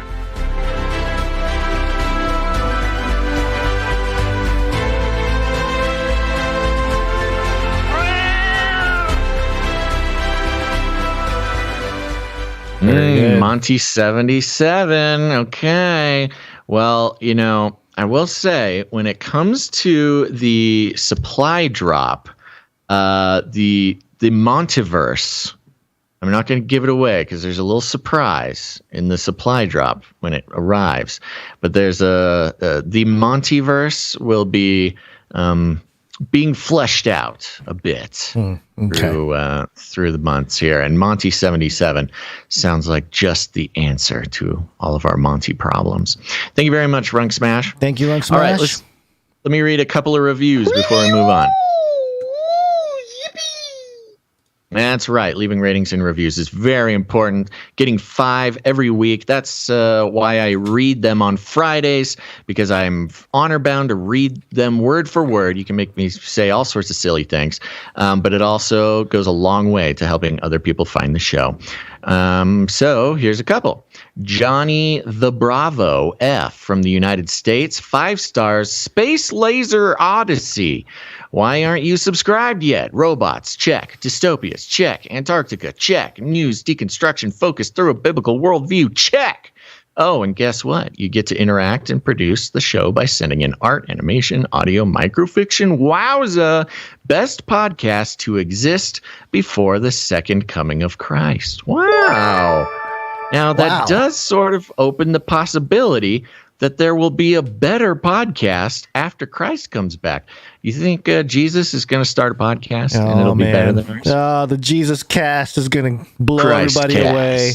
Yeah, that's okay. I'll be second to the Christ cast. Yeah. All right, I got another one here from Gretchemich via Apple Podcasts. United States of America, 5 stars. A show that has stood the test of time, 10 years. Many years ago, I discovered this show through Gonz's Facelikethesun YouTube channel. Every week, I would anxiously await those professional and highly polished 30 minutes of fringe enjoyers' delight. They started doing this when it was not cool to be into fringe news and conspiracy fact. That's true. That's why I trust them. They are still here, and they haven't strayed from scriptural truth as they do what they do. Something did change when they made the insane jump to broadcasting a delightfully imperfect live show 3 times a week, usually for 3.5 to 4 hours pop. These 2 guys, along with their droves of producers, hey, that's you guys, have crafted this live madness into something that has now become a community. The participants in the live chat and the Discord are now truly a part of the whole experience. My favorite topics include keeping tabs on the 4 horsemen of the technocalypse, Nephilim, and certain mainstream media shills. You are a new listener, you will discover how Baz and Gonz piece together topics that maybe deep down you have felt are not quite right, as seasoned listeners enjoy layers of inside jokes that reach back into their decade of podcasting together. If you are looking for an alternative to mainstream news media fear-mongering or need to graduate from your despair merchant truther channels, wow, that's beautiful. Despair you may merchants. We should just take this around and... This is, I will say, this week's reviews, here's a little secret. I take notes. I take notes of some wonderful things that are said to maybe use or just say later because they're beautiful and well done. And fear-mongering, graduate from your despair merchant truther channels. Despair merchants. Yeah. That's serious business. You may find a home here. Upbeat and fun. You feel good after a show. Well, thank you very much. Thank you. Gretchemich. Yes. Okay, that's all the reviews for now. Remember, go to Apple Podcasts or Audible or whatever and leave us a rating and a review. It's super important. It's really the most effective way to spread the show because the algorithms spread it for us. All you got to do is say nice things about us, and then the robots do the rest. And if we get 5 or more every week, it's what we're going for. Okay, let's move on.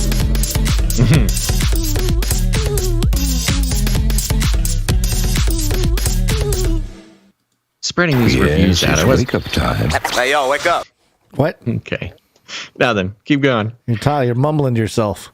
No, I was saying spreading the reviews out. I'm not sure. I'm never sure if we should play all the jingles or not. But now we should just keep moving. So a new discovery. Antarctica.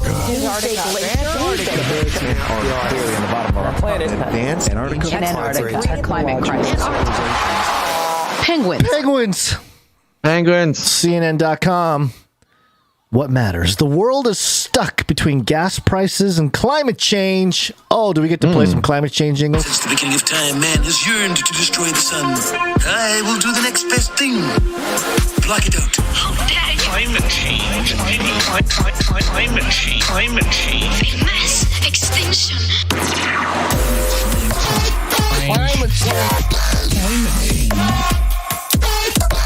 Climate change. Wow. This is a whole thing. So intense. The headline, you might be thinking, what is this world stuck between gas prices and climate change? What's this have to do with Antarctica? Well, let me tell you. The West needs more oil now. The world needs to get off oil and gas ASAP. These competing urgent realities are crashing into each other.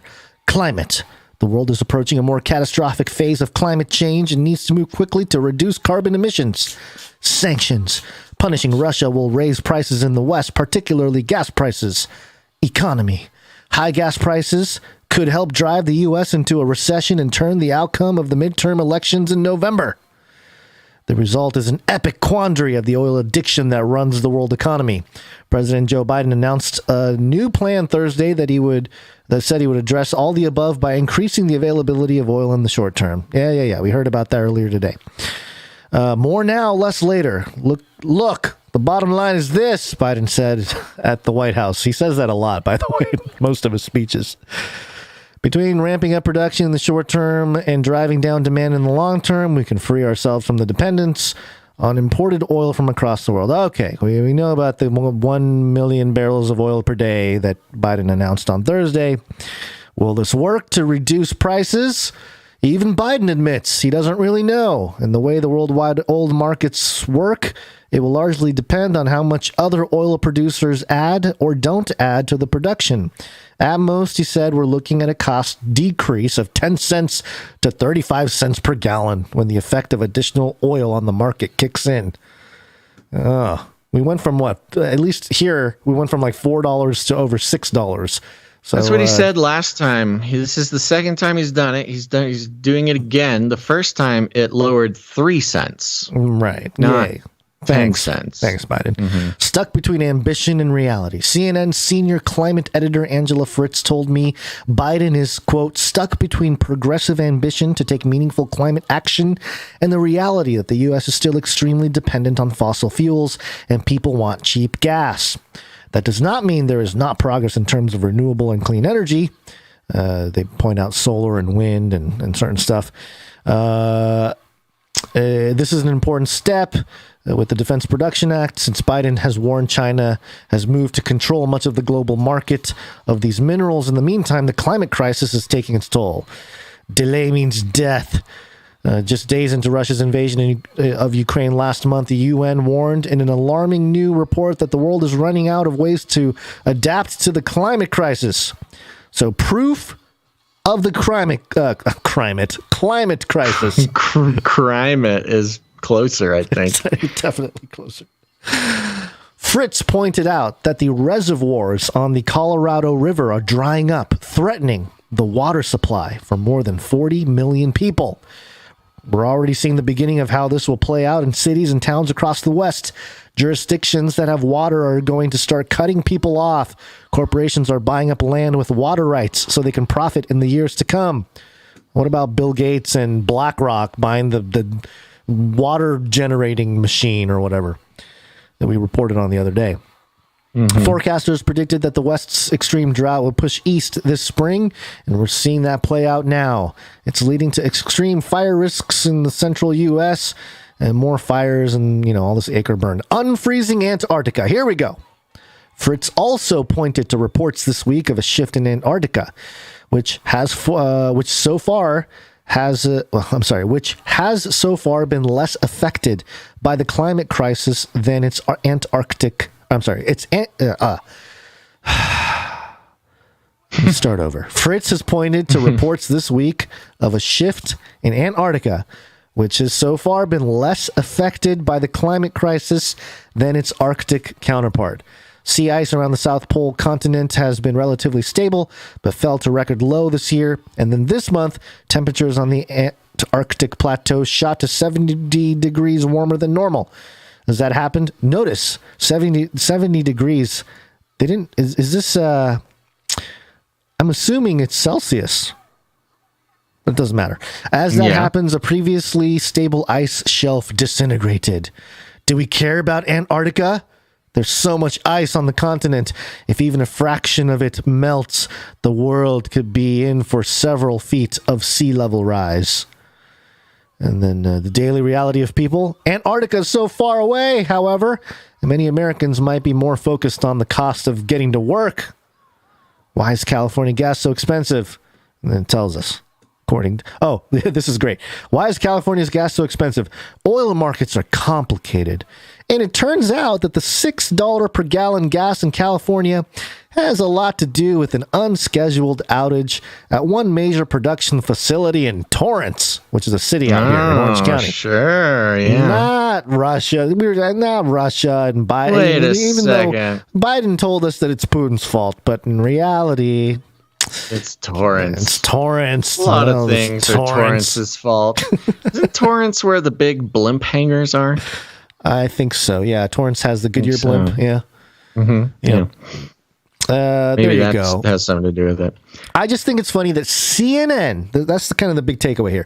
CNN in the conversation about gas prices and climate change, because climate change is trying to push all these politicians to move to more electric and renewable, sustainable development, renewable energies, all that stuff. In the meantime, we're having this oil shortage, which is causing the politicians a bit of a quandary. We've been talking about this for a long time, about this tension. But now here they are, and they bring up Antarctica as part of the conversation about climate change. Yeah, kind of unneeded. It's completely unneeded, which is why Zachary B. Wolf at CNN, they got a whole team listening to our show. I'd like to thank it's a team of monkeys. Well, if nothing else, we spotted the trend that Antarctica is going to be part of the focus climate change conversation. Well, it's always been part of the thing. Okay.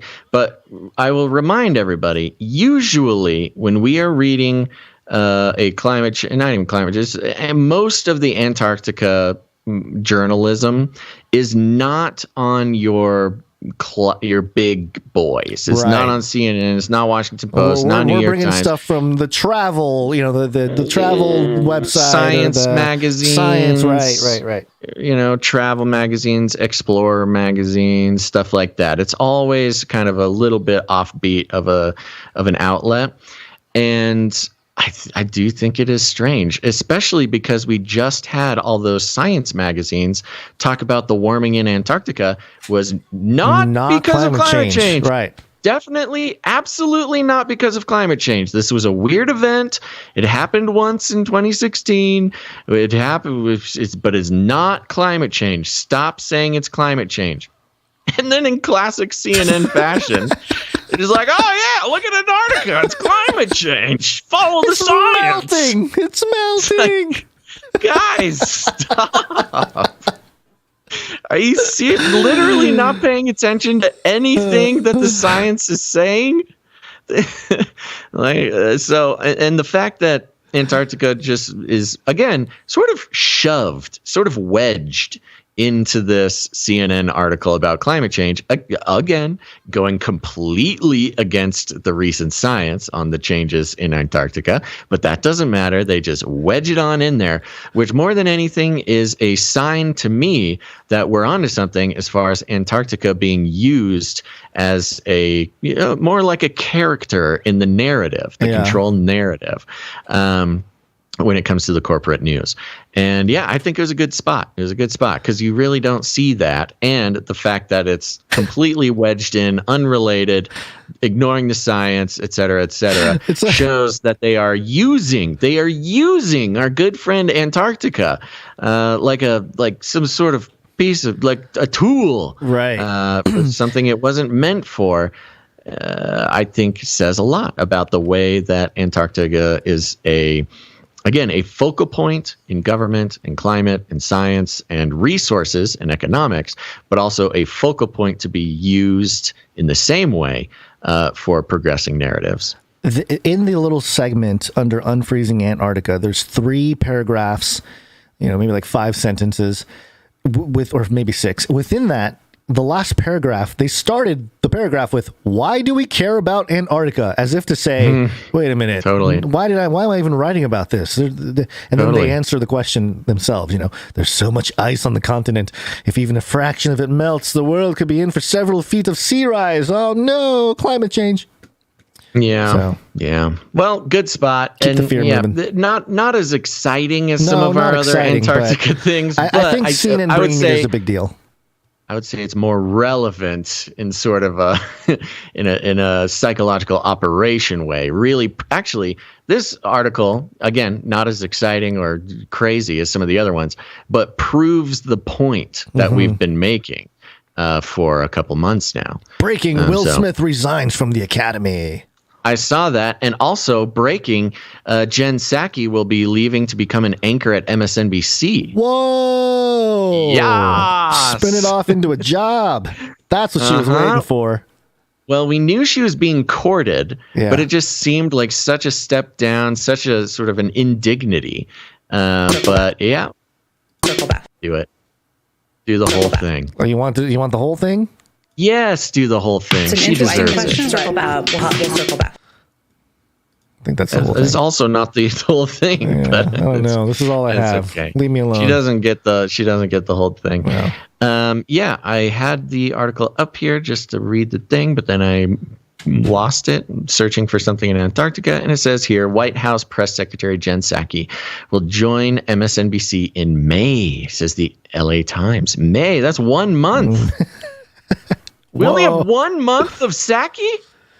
Gonz, we have to play the full jingle. We may never get to do it again. It's an interesting question. Circle back. We'll circle back. That's all I have. Oh, yeah. I forget that there's a whole song. Yeah, maybe that's why. Can we play, if you're able to, we need to play the full song as much as we can this month in the mixtape, because we may never... No, actually, she's I take going that to back. MSNBC. I'm sure she's going to be we're incredibly interesting to follow at MSNBC. We can follow. We will be able to follow her right to MSNBC. We'll just be reading. We'll be playing Psaki clips for the rest of our lives. Okay. Psaki All forever. Right. You ready to get out of here? Yeah. Let's do it, folks. Thank you for listening to this episode of Canary Cry News Talk. We'll be back on the 4th of Monday, which is April. 4th of April. 4th of Monday, yes. 4th of April, which is Monday. So be here. It's going to be a good time. And I want to take a second and thank a few more producers, starting with our Clippies. Clippy. Clipping all those videos. Thanks. Oh, today is 70 years since the U.S. nuclear test at Nevada test site. Yeah. Maybe we should go there. Let's visit as some sort of pilgrimage. Okay. Since we're all going to be covered in nuclear fallout soon, anyways. True. Thank you to our clip producers for clipping the show. They've been just charging it recently. More clips coming up on the Canary Cry Clips channel pretty much every day. So go follow the Canary Cry Clips channel. Thank you to Emsworth, Faye Livern, and Epsilon for that. I also want to thank the timestampers. Timestamp, it's hard work. Timestamp. The timestamper for Wednesday's shows, Jade Bouncerson. Thank you very much, Bouncerson. Jade. Appreciate it. Okay, go to CanaryCry.Meetups.com. CanaryCry Meetup. Go to CanaryCry.Meetups.com. Learn all about the meetups going on all the time, everywhere, always. East Texas meetup on the 30th of this month. That will be at the Dangerfield State Park. Go check it out if you're in East Texas. Louisville, Kentucky on the 9th. That's like next week. Next Louisville, Saturday. Kentucky. Yeah, week in a day. Go.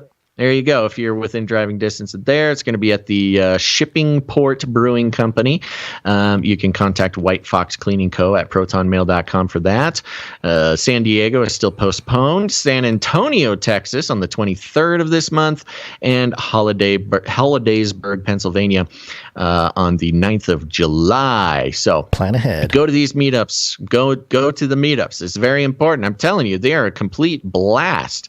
And it's very... in this day and age, it continues to be true that you need to hook up with real human beings who are on the same page. We got to stick together, folks. And if there's no meetups near you, put one on yourself. It's super easy. You just pick a time and a place and just let us know about it, and they will come. They will arrive. And there was talk about a Missouri meetup, I think. Yeah, I thought I saw an email. Did you hear anything back about that? They'll let us know. They'll let us know. got. Listen up, Missouri. Get back to us. Oh, maybe this is from Wednesday. Yeah, this is Wednesday's from Josiah from Wednesday. I think did we mention it already? The Idaho? No. Oh, I didn't know there was an Idaho one. No, I didn't. I updated the thing. And he sent us a message. Hey guys, just wanted to throw the North Idaho hat back in the ring. Planning a Q2 meetup. Time, location, art coming soon. Okay, so North Idaho, stay tuned. And Missouri, stay tuned. Yes. And if you're out there and if you're anywhere else, there's statistically, there are Canarians around you. Now, here's the thing. Some meetup people have been discouraged, I guess, because they don't get a lot of RSVPs. So I will say, don't just think you're going to go to it. Really, you should contact the host. A lot of people just hear about it and they plan on going, but then don't RSVP or anything. You really should contact the host, and you can do that by going to CanaryCry.Meetups.com. All the information is there. And if there's not one by you, put one on yourself. It's a real blast, and everybody will love you for it. Okay, CanaryCry.Meetups.com. See you there.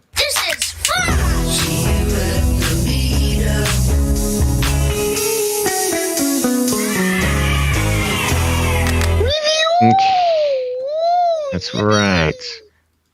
And we've got some more reviews here. I'm going to read. Very important to leave reviews. What is this week's letter? This week's letter. What comes after G, Gonz, if you're so H. Smart. H. Okay, H'ers. Go to Apple Podcasts. Most of you are listening on Apple Podcasts. Anyways, takes 2 seconds. Leave a review. It's very important. Harry Styles. The Hendersons. Go ahead, leave a review. Hamlet. Hamilton. Hamilton. Come on, Hamilton. Ham. Harvey. Not that one. Not the bad Harvey. The good Harvey. Leave a review.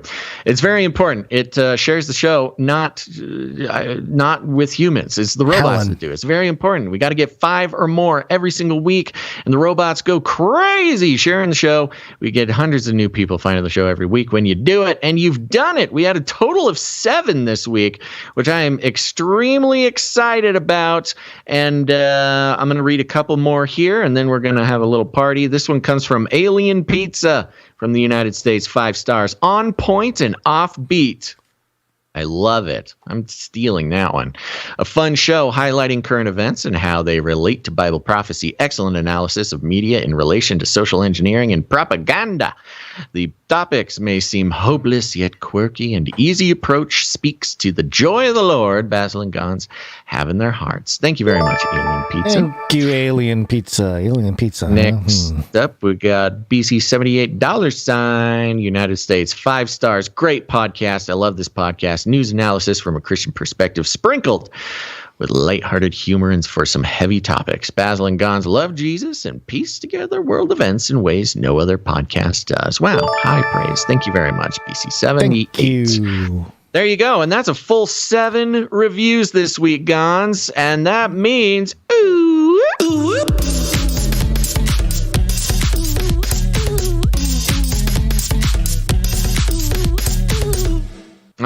We did it. And for the rest of you, Holly, Heather, Hillary, Horatio, Horchata, Horatio, Hannah, Habakkuk, thank you, chat. Whoa. Thank you, chat.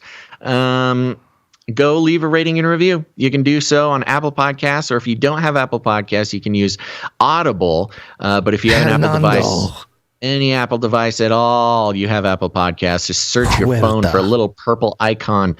Click on that. Search for Canary Cry News Talk. Subscribe. And then leave a rating and a review, or do it on Audible if you're not an Apple person.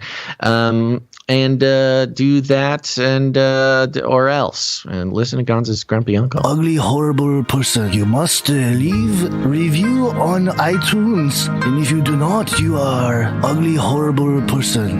You bring shame to family. Bean chili. Horrible person. Okay, now, Gonz, do you have any nominations for Gail's Gratitude Grab Bag? Ooh, okay. Let me think here. I have too many is the thing. I don't see. It's not fair for us to do this because there's so many people who do such a great job. All the Clippies won last week. Do you want to hear my nominations, and then maybe we can, if we have an overlapping one, we can do it that way? Sure. Well, that was a weird tone to take with me. The heck? Yeah. Okay. Go ahead. Give me what you got. Gretchamich, reviewer, Gretchamich, yes, who gave us Despair Merchant Truther channels, was great. That was I loved it. Nice long one. Learbag, for obvious reasons. Oh yeah, that's true. So he's taking a little break, but brought us just like a champion song that we're going to hear in a second. Yeah. There was also, it's too many. Now I want to name every person who's done great stuff. You know who came in hard this week out of nowhere was Ghostronaut. That's true. You know what I mean? Like he came out of nowhere and produced he did some audio, he did art, he produced financially, just came in hard all at once, which I'm impressed with. So those are 3. There are others. Do you have any inspiration? While you think, Helga, Hagar, Hammond, 122 GOO GOO. Don't put Hitler in there. Don't leave us a review, Hitler. Come on. Please don't. I'm hearing that Gretchamich already won a major award. Okay, you're out of here, Gretchamich. Okay. So what are we down to? L-Bag and Ghostronaut? L-Bag and Ghostronaut. We can do 2. Well, let's spread our wings a little bit. Was there any other problem is my brain is not prepared. My brains for any are of this. focused on the temporal relation to us now. I'm trying to think of the stuff from from Monday's show or something. Right. Okay. Yeah. And he's gone. Okay, we're spending too much time on this. Digging into things under the table. Learbag and Ghostronaut. We're doing 2. Those are our nominations. And we'll leave it up to Gail to let us know what happens. Okay. We're getting there. We're getting out of here. The babies are invading Gonz's space. We need to go. So here we go. Produce next episode, folks. It's the only way that independent media can continue for now and into the future. The signs are looking. Here's the thing. CNN Plus dropping is a big event because this is CNN's attempt to do what we do, which is have live streaming media and content online where people actually watch it instead of their dumb their dumb cable network. And here's the thing. It's going to fail. It's not good. Nobody wants it. Nobody cares what they have to say. And which is, feels good. It's funny. It's at least funny. But when they see it fail, when it fails, that money goes down the drain. It's an embarrassment to them.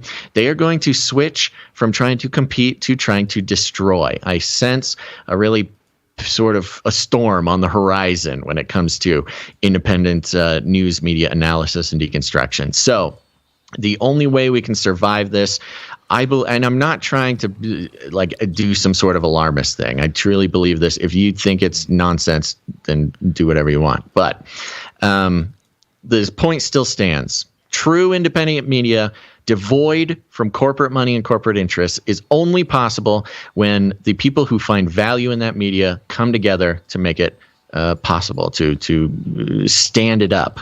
It cannot stand on its own, not in a form like this, at least. So personal responsibility is where it's at, baby. And I know it's weird to hear a millennial say that, right? He's gone. No, I'm here. So there you go. Let's all do it together. Produce in whatever way you can, your time, your talent, or your treasure. And I want to thank the financial producers as well of this episode of Canary Cry News Talk. Without them, we could not do what we do. If you want to join those ranks, head on over to CanaryCry.com/support. Mm-hmm. Not going to do it, is he? No, I'm going to do it. CanaryCry.Radio.com/support. That's right. Thanks to our executive producers, Spears Desert, Clifton P, and Dame Rivendell came in so strong. Thank you, 3. Thank you to our supply dropper, Veronica D, and thank you to the rest of our beautiful people, Julie S, Kyle C, Alex W, Morph, Jonathan F, Sir JC, Knight of the Techno Squatch, Dame Madeline, Keeper of the Northlands, Sir Casey, the Shield Knight, Sir Scott, Knight of Truth, Gail M, Sir James, Knight and Servant of the Lion of Judah, Jackie U, and Runk Smash. You guys are the best. And if you guys want to join that list, please do so for next episode. It's going to be great. And besides that, just share the show. Share it on your social media. Go to Canary Cry Clips and share those episodes out. Got to get those algos going, baby. All sorts of fun clips coming out all the time. But just share it with your family, your friends. It's things are weird right now, man. It's time for people to wake up. We thought that there was a little break, a little respite from the madness. Was a little worried that would pull people back into complacency. But now with everything else going in the world, it's more important than ever that people realize that the mainstream corporate news is inventing a world that doesn't exist. So share the show with them. Maybe they'll like it. Let them know. It'll be weird, but it's okay. They're part of the family. Maybe start with clips. But you can also share the show in lots of different ways. You can get a little funky dunky with it. You don't need to do it normal way. Maybe you're some sort of, I don't know, maybe you're some sort of ostrich farmer, you know?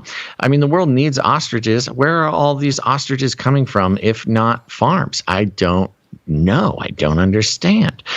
So go on, get yourself an ostrich. I did some ostrich shopping recently. You can get one for a pretty fair price. I mean, I don't know what an ostrich is worth to you, but to me, they're priceless. And here's what you're going to do. You're going to get that ostrich. You're going to saddle it on up.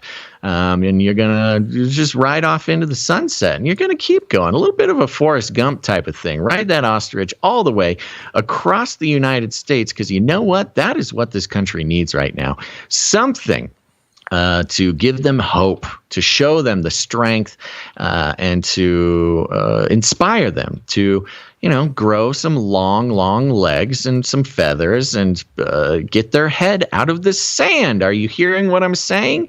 And you'll be running across the deserts of Nevada. You'll pass by the nuclear test site, and suddenly your ostrich will gain powers that no other ostrich ever will. Yes, it'll grow 4 more wings, and suddenly we'll be able to generate the amount of lift that previously has chained almost the ostrich to the ground. But you will have the 1/6 winged ostrich that will suddenly be able to fly, and that'll get a lot of attention, my friend.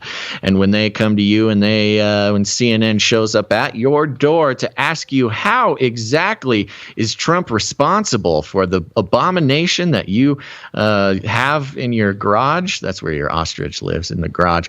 You will say, get your head out of the sand, CNN.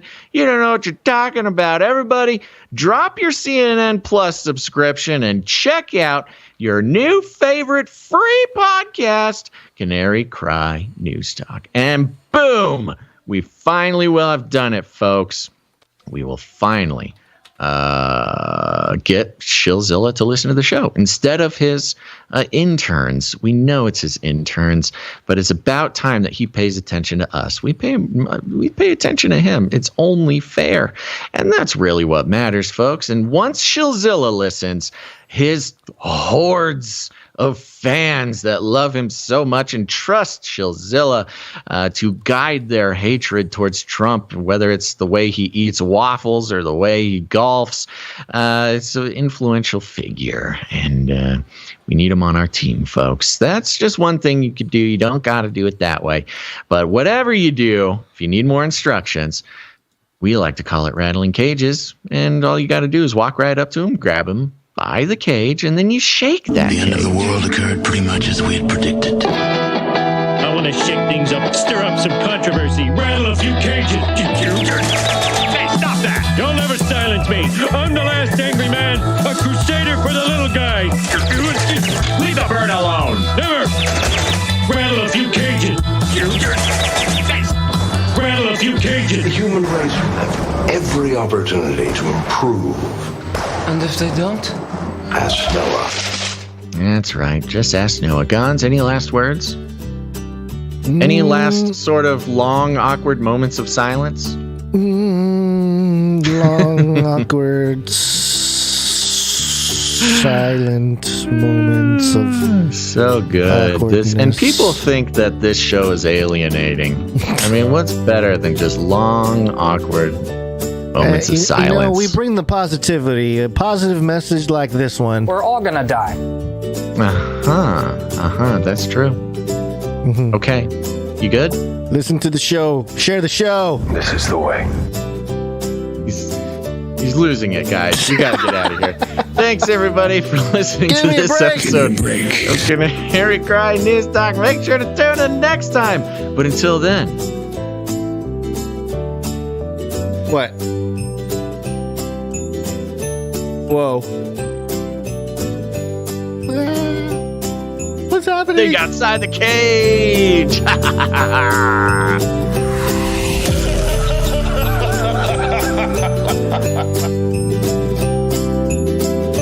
Feed him more.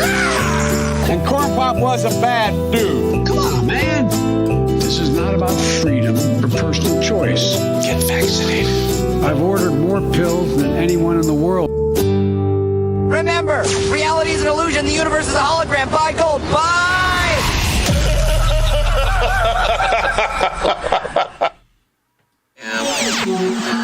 It's okay.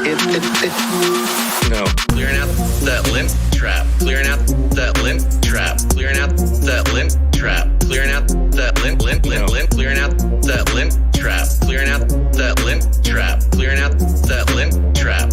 It takes time. A lint catcher. I love it, man. Hey, you gotta clean this out. It's like, a lint catcher. It's a great reset. A lint catcher. I love it, man. Hey, you gotta clean this out. A lint catcher. I love it, man. Yeah. I love peeling off that big old lint trap, rolling it into a ball, peeling off that big old lint trap, just like throwing it in the trash, really. Should I be saving this? No. You could knit it into a scarf or something? No. Surely. It's very soft. No. This would make really good fire starter. You are a weird prepper. Hoarder. Like a weird guy, man. Weird prepper. Not normal, like a weird guy, man. Clearing out that lint trap. No. Clearing out that lint trap. Clearing out that lint trap. That lint trap. I know it's gross, folks. A lint catcher. I love it, man. Hey, you gotta clean this out. It's like, a lint catcher. It's a great reset. A lint catcher. I love it, man. Hey, you gotta clean this out. A lint catcher. I love that. I'm constantly having to remind myself, wear a pink shirt for the show. Constantly having to remind myself, save the dryer lint, use it as fire starter, knit a scarf, save the dryer lint. If you have complaints about this episode, please go ahead and email doctech@nickelodeon.com. Make a little bit more sense. Like It's a tiny chubby baby with wings with 10 million eyeballs. Space age cyber pet. Flag. It's fine. Flag. I was a huge Tamagotchi in Japan. And your mother. That was a Freudian slip if I've ever heard one.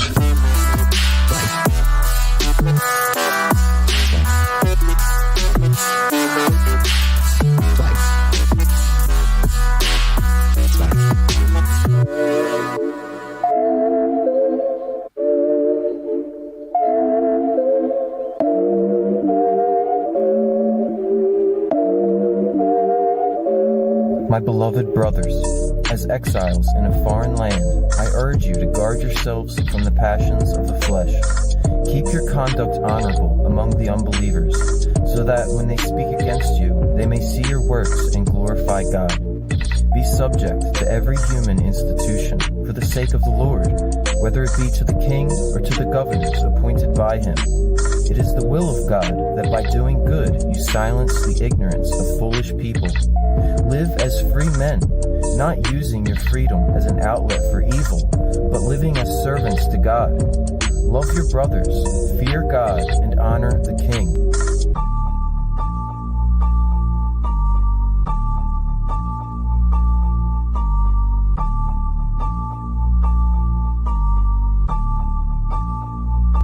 Be subject to all your leaders with respect, not only to the kind and gentle, but also to the unjust. This is a gracious thing, to be mindful of God and endure sorrow while suffering unjustly. For what is there to gain if when you sin and suffer for it, you endure? But if you suffer for doing good and endure, this is a gracious thing in the sight of God. Christ suffered for you, leaving you an example, so that you might follow in his steps. He committed no sin, nor was deceit ever found in his mouth. When he was attacked, he did not attack in return. When he suffered, he did not threaten, but continued entrusting himself to the one who judges justly. If you should suffer for righteousness' sake, know that you will be blessed.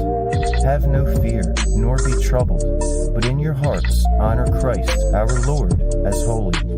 Always be prepared to make a defense to anyone who asks you for a reason for the hope that is in you. Do it with gentleness and respect, having a good conscience, so that when you are slandered, those who revile your love in Christ may be put to shame. It is better to suffer for doing good, if that should be God's will, than to suffer for evil. For even Christ suffered once for sins, the righteous for the unrighteous, that he might bring us to God.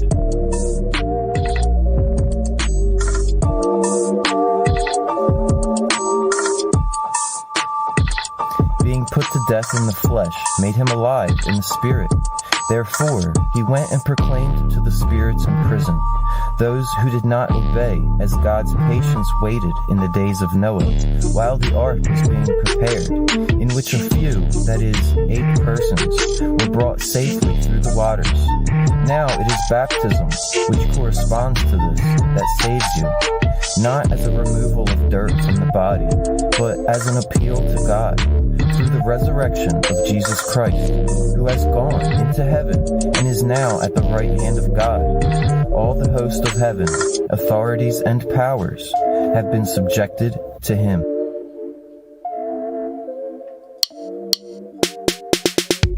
Circle back, but I'll have to circle back.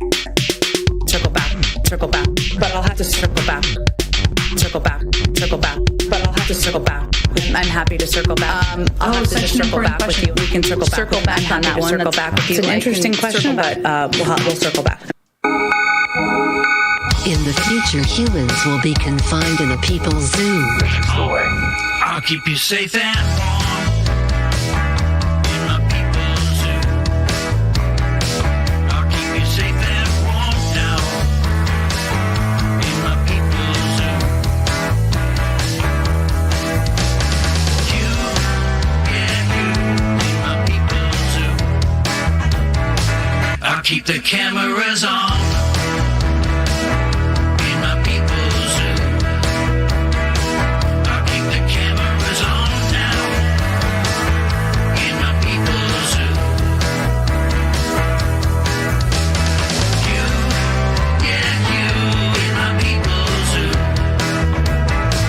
Armageddon's on the way. Keep yapping, man. Anytime. We need more. Come on, man. And Corn Pop was a bad dude. They all want to share it.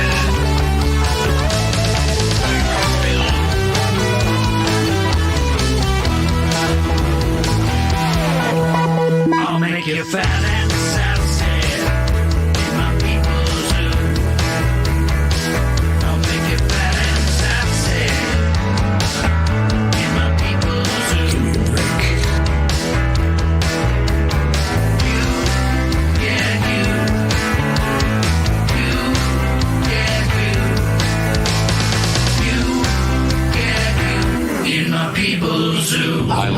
warm and safe in my people's zoo. Do not come back, you Nazi psychopaths.